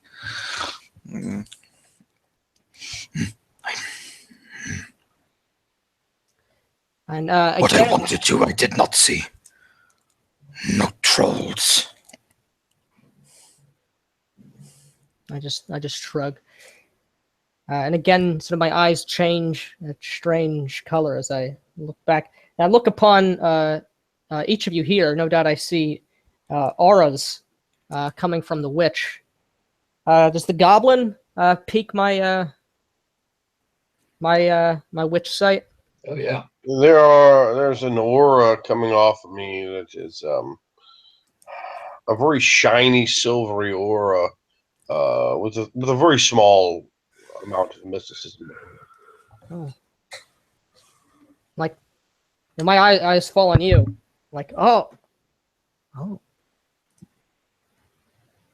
Man, There's mysticism about you, small one. power within you that even I have. My lizard, my you now give lizard. Like I actually take out a lizard and I give it to you I almost. look Sort of, towards you and take the lizard and start eating it head first. Come on. I'm not gonna eat this lizard. who have you seen, Goblin? Who has given you power? Man, you gave me the power of lizard, man. I'm gonna eat this lizard. Man, Uh, man. seeing my my I'm not board. against you. I'm not against you. Man. That is good. Man, good for you. Man. I'm eat this lizard. Mm. Would you hunt one who wishes to slay you? Oh, I was gonna say ogre, goblin. Slay me. My slay me. This man of light, this Man. mountain man. Figure out, my big nose, the guy that big bright. I don't like a big bright. And I start vividly describing what I've heard of in stories and tales of what a hollow troll looks like, of a cloak of crimson, a hunched back. It's already told you all that. It's not yours. It's my story. The story is mine. My word thief. Mama steal words. And I take the head that I kind of gnawed off of the skull there. I throw the skull at you. You steal words. Mom, it's not your story. His name a Big Nose. This creature is possessed of a mysticism of a source I do not know. I cannot speak with it. Because So you admit that there are things that even escape your grasp. the world is an ancient and large place, young one. There is many things that even I have yet to see. But I intend to.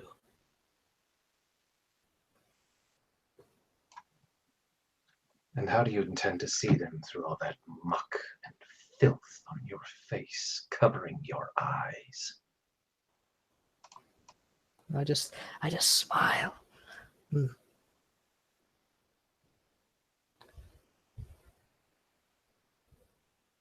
There are things against which protection is required. You would do well to learn this. You do not wish to burn the light. And she leans into you and says, there are many things that I know as well. Do not think of me as ignorant of the mystical.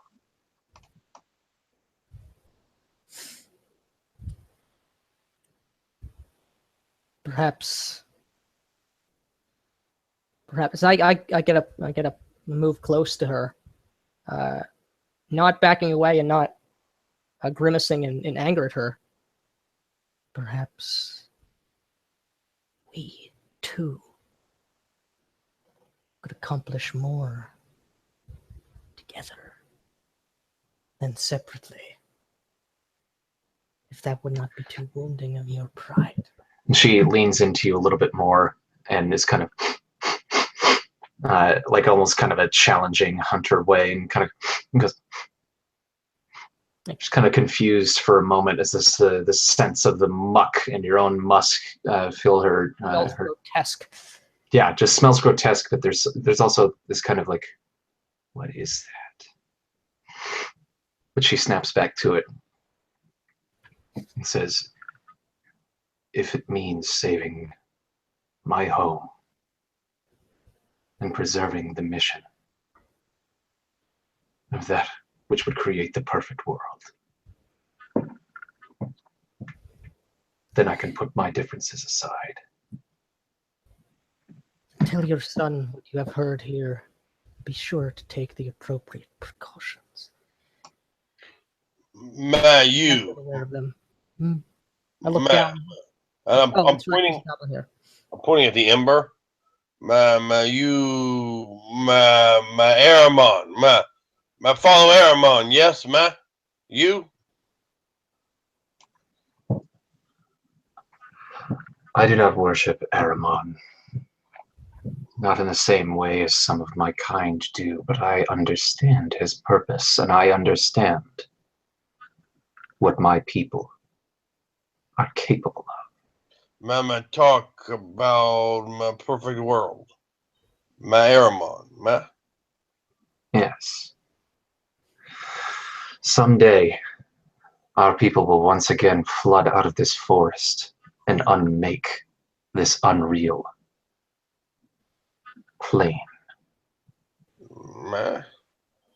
We will become chosen, perfect to live on, past the unmaking, to live in the paradise of Araman's choosing. My goblin there, Goblin. The eyes of Araman stare down even upon your kind, watching, waiting. My perfect, my goblin. You're a corrupt and vile creature. You! And Your body warped. I kicked dirt at her. Oh. And she doesn't like it. It doesn't even bother her. She just goes, your kind, disgustingly transformed by the blood of one of the children of the elder creators. You are not perfect. You are twisted. My perfect. My goblin. I give you another lizard. I take it. I started very slowly eating it. She says, "Ogre, I do not. While I do not approve of this one's ways, she has power, and that cannot be denied.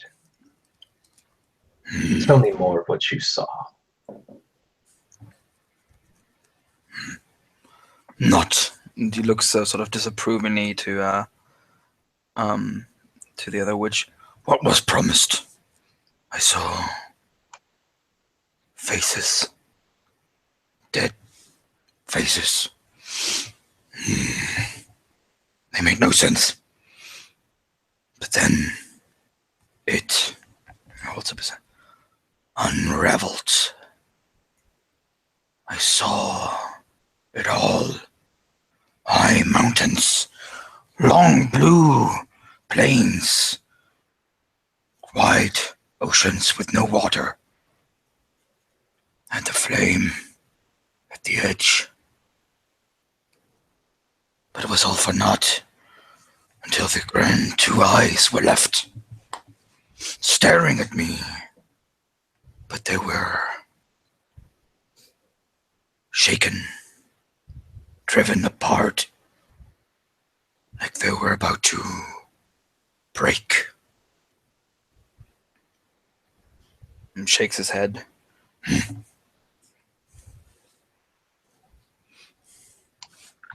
And she says, "I just not understand it, realizing okay, that was oddly specific, but completely out of her realm of experience, sitting there thinking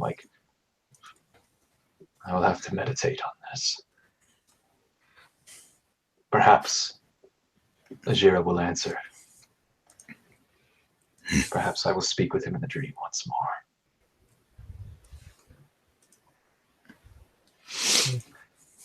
And she kind of stops though and says, "There is one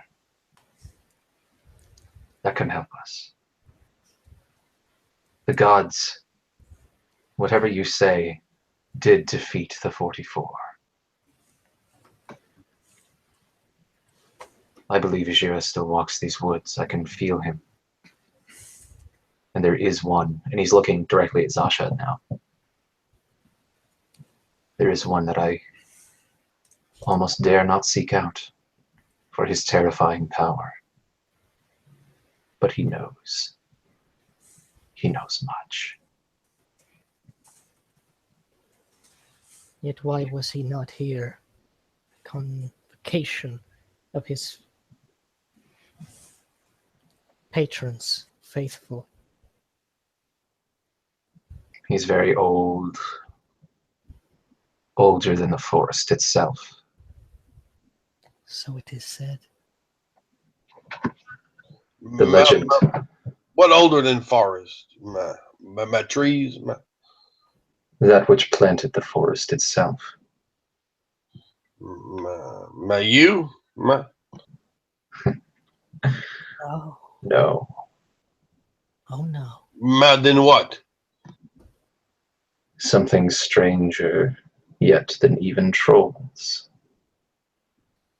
Me? Did I do it? Not you.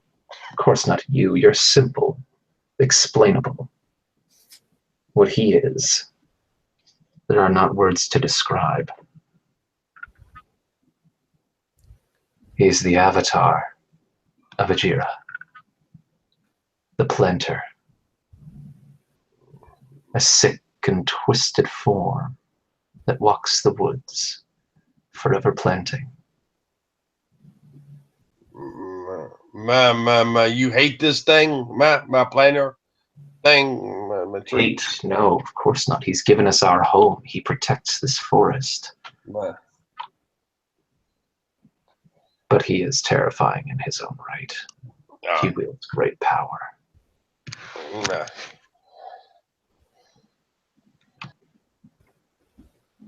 I turn back to the witch. You claim you know where it wanders. I believe so. Like then it's my turn, probably to her satisfaction. I give her a look, like, how did you know that? How do you know?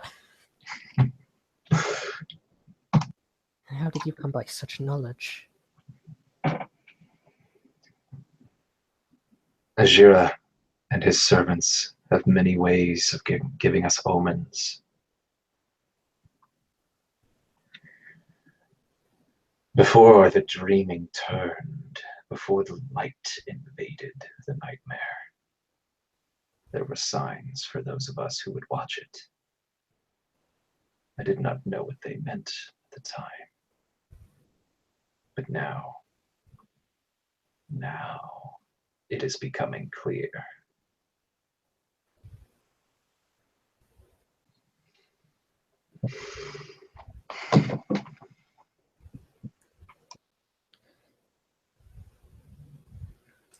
If the planter still walks the forest, the absence of the nightmare has not taken its toll upon his ancient form. What do you think, Witch, about this? My planter. You like this planter or no? Oh yes. Ancient and powerful creature. Worthy of respect. Great respect. Perhaps it would deign to share some of its potency even with one such as you, if your piety is strong. What'd that mean? I sort of shrug, like, oh, that's right. It's I give lizard.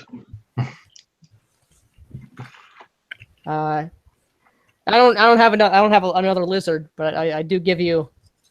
No, I give lizard to planter. Then give me power. My power will be for me. For my guy. And I just smile, like, oh yes, that's right. And I look happy and start kind of doing a horrible little goblin dance like this. That's right. That's right. And will you show us the way to him then? How do we reach him? It is a long and dangerous journey. I'm not afraid. I know you're not. I'm not afraid, man. You should be afraid, however. I have seen this one. And he's pointing to the ogre. She's pointing to the ogre. I know what he is capable of. You seem to do nothing but scurry in the dirt.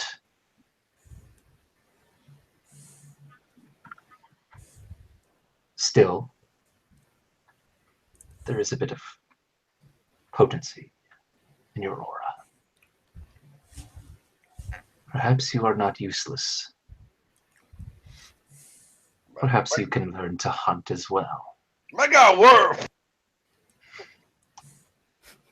And I reach into my bag and I pull out some worms with like these long reddish suckers on them. I got these worms. I put them back. And she's just like, I shrug. He has worms. I got these worms, so that's good, man. and she says, enough of this. We should rest. We'll have to set out tomorrow. Your I have a son. question. Go ahead. It looks to the two mystics here. You say the trolls are enemies of the gods. Then how come the troll wield the light of the sun? They are ancient and treacherous creatures, wielding whatever little power they can, trying to destroy us.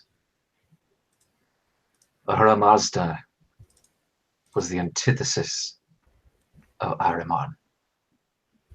Perhaps they believe his power can still be tapped as a weapon. I hop over to the ogre. My mountain, my Mazda, my not God, my Mazda not God, man. No longer. He's dead. And she looks at like her eyebrow raises Yeah, the when goblin you like, say this. She's like, oh, wow. Mazda not God, my big light, my desert, my Mazda, my up, my. And her look of like being impressed kind of just turns to like, what? Your son will come with us on this journey. Hey, For if it Will. is the planter that we seek, if indeed it is found, the visions that course through his mind will need to be shared, need to be interpreted by the Ancient One. On this I agree. You But will- he has another task right now. We're going to need as many of our warriors and hunters as possible. If indeed trolls or whatever filthy allies they have walk these woods, it will be dangerous indeed.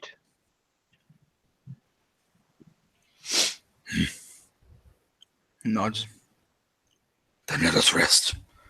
And tomorrow we will journey.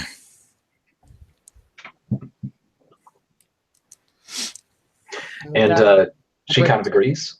So I banish the circle. I deconsecrating, if you will, its potency. And so she kind of steps out and goes out of the cave back into the wood. And the scene kind of shifts as Jolma is loping through the forest. And here and there they come across the remains of Mihangi, Other times, a band of 4 or 5 will join them. And as he's walking through the forest and everyone has kind of stopped for the night, they've exhausted from everything that has happened, taking turns entering the dreaming, trying to get some semblance of rest. He can see a figure standing out in the darkness, defiantly almost, taunting. The lithe, feminine figure of a Baobanshi, alone, seemingly unaware of what hunts. So I get up from my sort of watch position. I get up and I kind of crane my neck. And then I slink on. Just trying to flank around her to where the pack is. I'm just sort of prowling around her to see if she is really alone. Yeah, so she's like kind of so if your pack is here, she's kind of like way out, like separated from them. Yeah. But seemingly unawares. So you see. I move out and I just kind of, and I'm trying to just kind of move quietly. Like the object is for me not to be seen. So she's as you pass through and like you pass by trees, the first couple of times she's just kind of standing there and looking out into the darkness, doesn't seem to be afraid at all. But again, you pass by another tree and you've lost sight of her for a moment. But then you see her. She's moved on. She's quick. There's a twinge in between her shoulder blades. When I move, I don't go like more than a mile or so, or not even a mile or so away from my pack, but I do continue to sort of following her. Now and then I'll just make these little sounds, these little like cricking sounds of like a cricket or something, or like a little weird sort of disharmonic bird-like sound. And just the wildlife was just now and then making sounds. Like one of her ears will like cock, like kind of cupping, like moving around, trying to find the source of it. Still doesn't seem. I just sort of move the other way, as I say, I kind of like throw it out there, then I move another way, and then I say it out again as I sort of moving about. And I'm trying to like get to the point where I just sort of get close enough, and I want to get close enough. If I do, I could do a roll or something. I'm just gonna pounce on this person. All right, so you do indeed approach, and she's actually at like there's this like small little brook going down, and she's just cupping water and drinking. So like I'm on like a little bit of a, it's not level ground, right? So like I'm up on a big old root of a tree, sort of crouched down in a squat. As I look down, and then it slowly shifts from a squat to more of like a lunging sort of position, very silently, and then I just jump in the air, just to try to tackle her. Cool, make your roll. Yeah. This, I guess, would just be, you want a brawl roll? Yeah, why not? Okay, so this is not like a striking, like I'm just trying to like essentially body her, just tackle her down to the ground, sort of deal. Oh, and that would be a 15 on my tackle. Okay, yeah, so you pounce, and like at the very last second, she like you feel this like rush of like as she looks up, and you land on her, and she's like just almost barely gets away, like starts like clawing at the ground to try and pull away from you. But immediately I try to like get control over her hands and her wrists, or like I hit on her and we roll into the creek a little bit, rolling around, and then I'm on top and I sort of got her hands down and I'm sort of on her sort of waist, stomach area, but still sort of not like resting on it, just sort of squatting down and just sort of like fighting with her a bit, and I'm not like there's a moment where I'm trying to like sort of control her, and I kind of like I just flash my fangs quickly, like as if saying like stop. Mhm. but I keep sort of trying to grapple with her. So give me a defense roll. Okay. 18 on my defense roll. Ooh, okay. Wow, she just barely beat you. Okay. So like these really powerful legs just begins like kicking you with her hooves, like as hard as she Like- possibly can, Yeah. and it hurts. You don't have any hide or anything? No. So you take like 3 points. As she's just kicking everything that she can with everything she can. So you can describe what So happens like to she kicks me once and twice, and then I just sort of leap off of her, and I just sort of hiss at her like, and then I sort of step back a bit, as if like, oh, we're squaring off now, and I let her stand up. And she stands, and like you can see like she's like terrified, but at the same time she's like ready to fight. But then like she kind of like stops and her gaze shifts up, and she just turns and bolts, and she's fast. She bolts, just leaps across the creek. And you begin to kind of smell something behind you, and One of those. as you look, there's someone that you recognize very well stepping down this little embankment and over roots, and when he steps on top of a root of a tree, it begins to kind of desiccate and die. And when he takes this final step, this Mihang-gi steps forward, and the plant life below him just begins to waste away. And I leap away, like I get away from this one.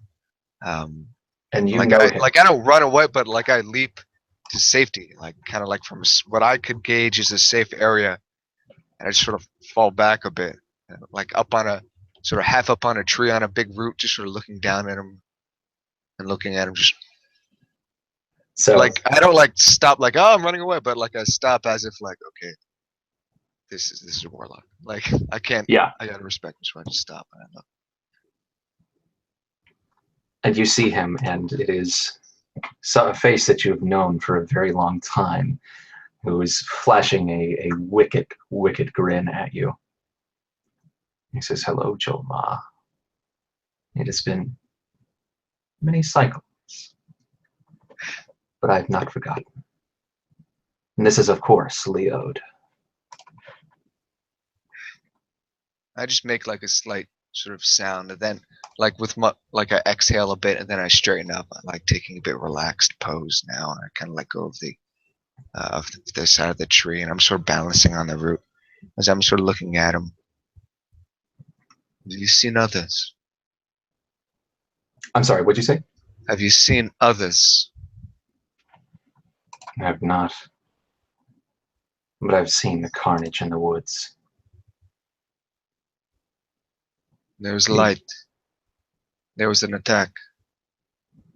A Yeah. search with pack.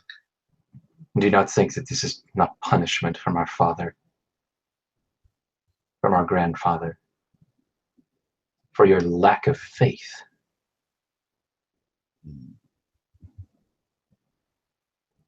And I look, and I was making eye contact, and I sort of break it away. Then I look off, and I turn back and look at him. I search for my people. That is all I do. But here you find yourself separated from them. And alone. And with that, like he goes into attack. So we can roll some initiative here. Yep. I got a my reaction is a 10. Son of a bitch. Okay, yeah, you win. So like and then like he starts jumping and starts chasing after me. And, you know, I sort of hiss. And at first I think like it's a game, but then I realized like how quickly he's coming at me, and I could see the face, perhaps intent in his eyes. I'm like, uh-oh. And then I continued, like I just run away from him. And off into the woods I go. And I don't go towards my pack. I'm like, okay, I just sort of run off. You know, like if the Babanshi was going north, my pack is south, I go west. You know, like Okay. I go a different route. And as a note, I do have an advantage that allows me to not be hampered by any of the Oh, very forest cool. different things. So I'm going 22 speed, just running. Okay, so give me a roll and add it to your speed. Okay. That would be a 32, I guess. Okay, Rolled a yeah. 10.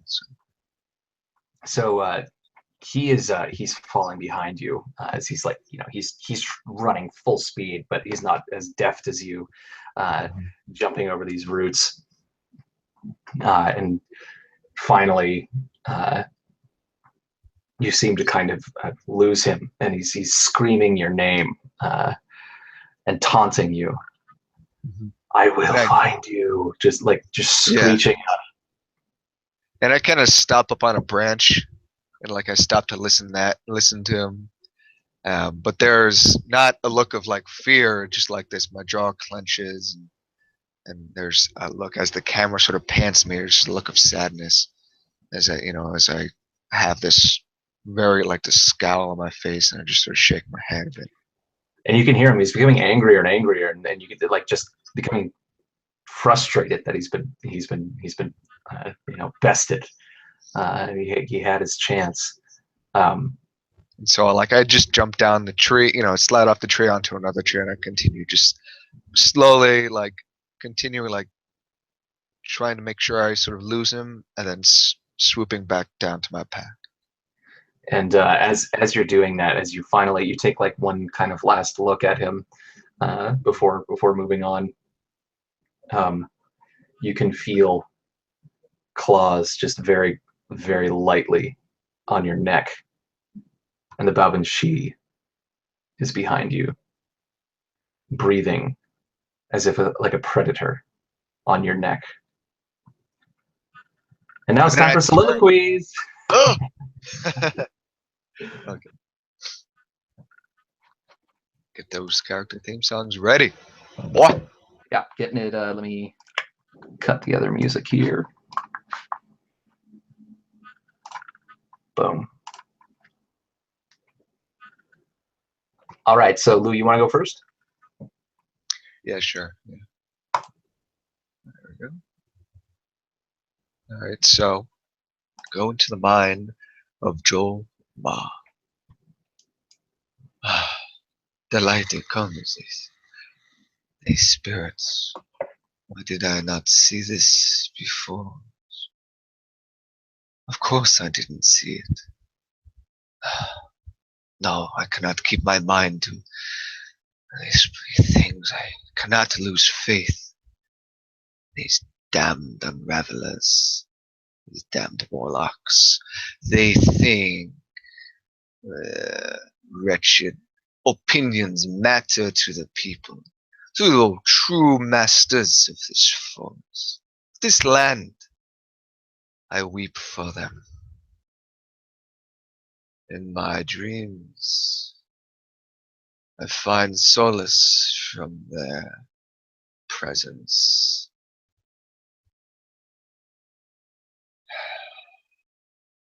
What makes a Mihangi turn their back from their family, their tribe, their people, their home is a sad thing, a sad poem, a sad tale. I cannot stomach listening to the singers that present them. in those meetings of full moons. It is so sad. But the call is heard by them nonetheless. Olga, allowed to walk to our most sacred of sites. As a guardian, trust in Olga, scarred and marked. The Olga knows his place. There's a goblin, a wretched. Here, there's one, there's many, but there's just one. Why does this one move? Why does one have zeal in its belly?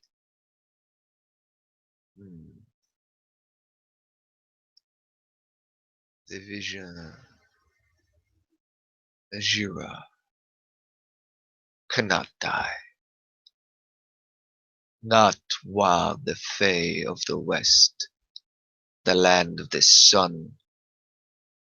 I have not had the opportunity to sate my hunger on them. You are not dead. What these others say, they are fools. The end.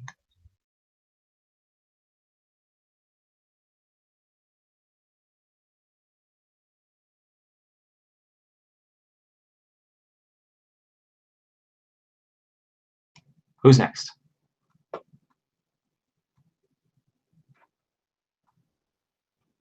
Your call. Why don't you go, Nick? Your Sun is the song. That's right.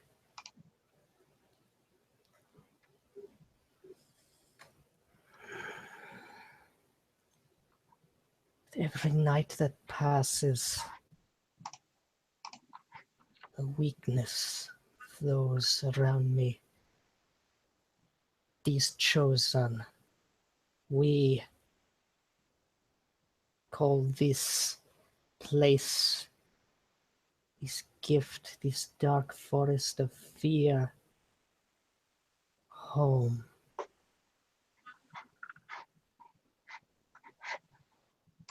These people, they are not worthy, do not understand even the gifts that they have been given. More than they could possibly imagine. Shelter, the sun, protection from those who would see them destroyed. The stolen gifts of the Magi.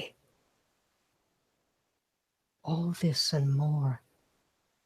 And this is what they have done with it.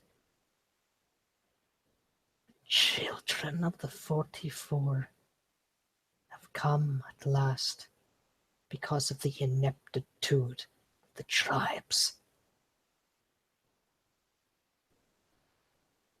Even the nightmare itself grows fallow and silent in the presence of their sin.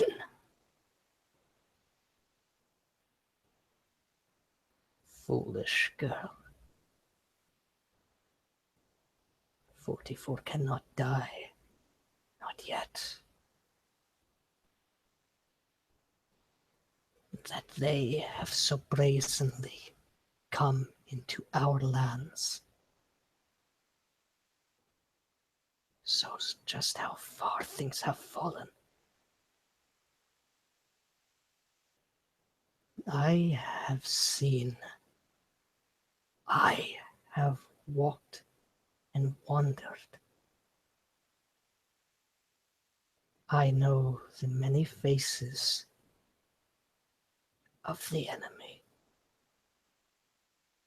And in these nights of silence, how soothing it is. But I know silence is false. It is not eternal. I will do what is needed.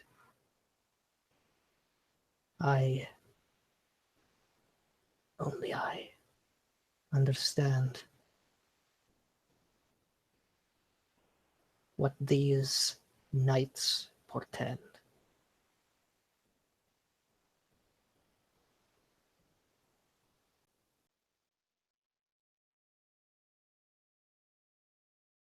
Why don't we get that gorgeous George going?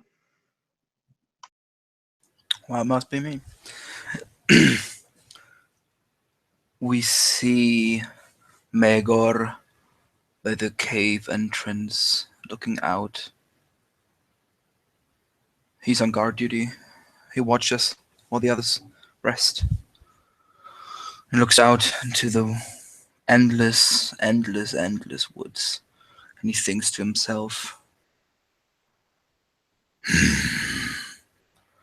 dead gods and magic mysteries and riddles.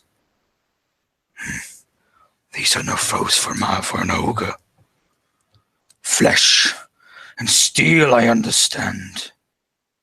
The hunt I understand. But this I have not learned.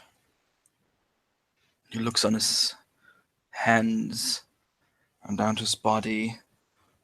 Scars deep of many years of combat and hunt marking him, and some of the whip on his back.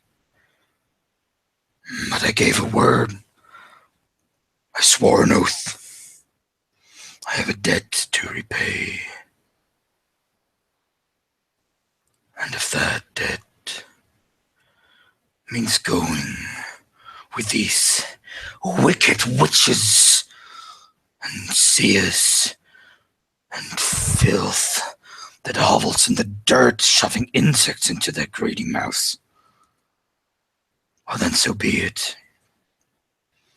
For Mega does not break his oath. No. I will find this troll, and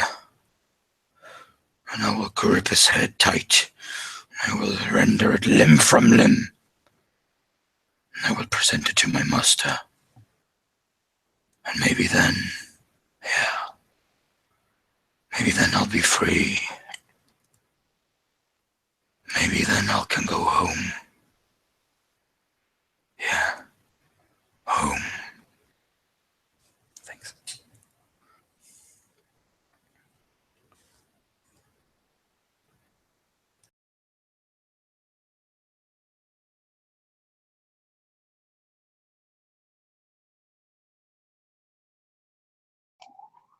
And that's Ander. Ma, ogre, Mama against you, ogre. Mama gotta grab me by the scruff and to get me, and I'm like, man, I bet you, and then to get me, and then keep them lizards from me. Man, I know you got a big fat wet lizard in your pouch. Just see him, and I'm gonna cut it, and I'm gonna get in there and eat them, because I got worms, and I'm gonna come, and I don't care about them going in big nose with the eyes. They're gonna be the light, ma. But I tell you, ma, when you come, I'm gonna find it. I'm gonna get it. It's gonna be mine. And you ain't gonna do nothing to stop me from getting what's mine. And then gonna be, look at me how you do. But all you, I'm against you.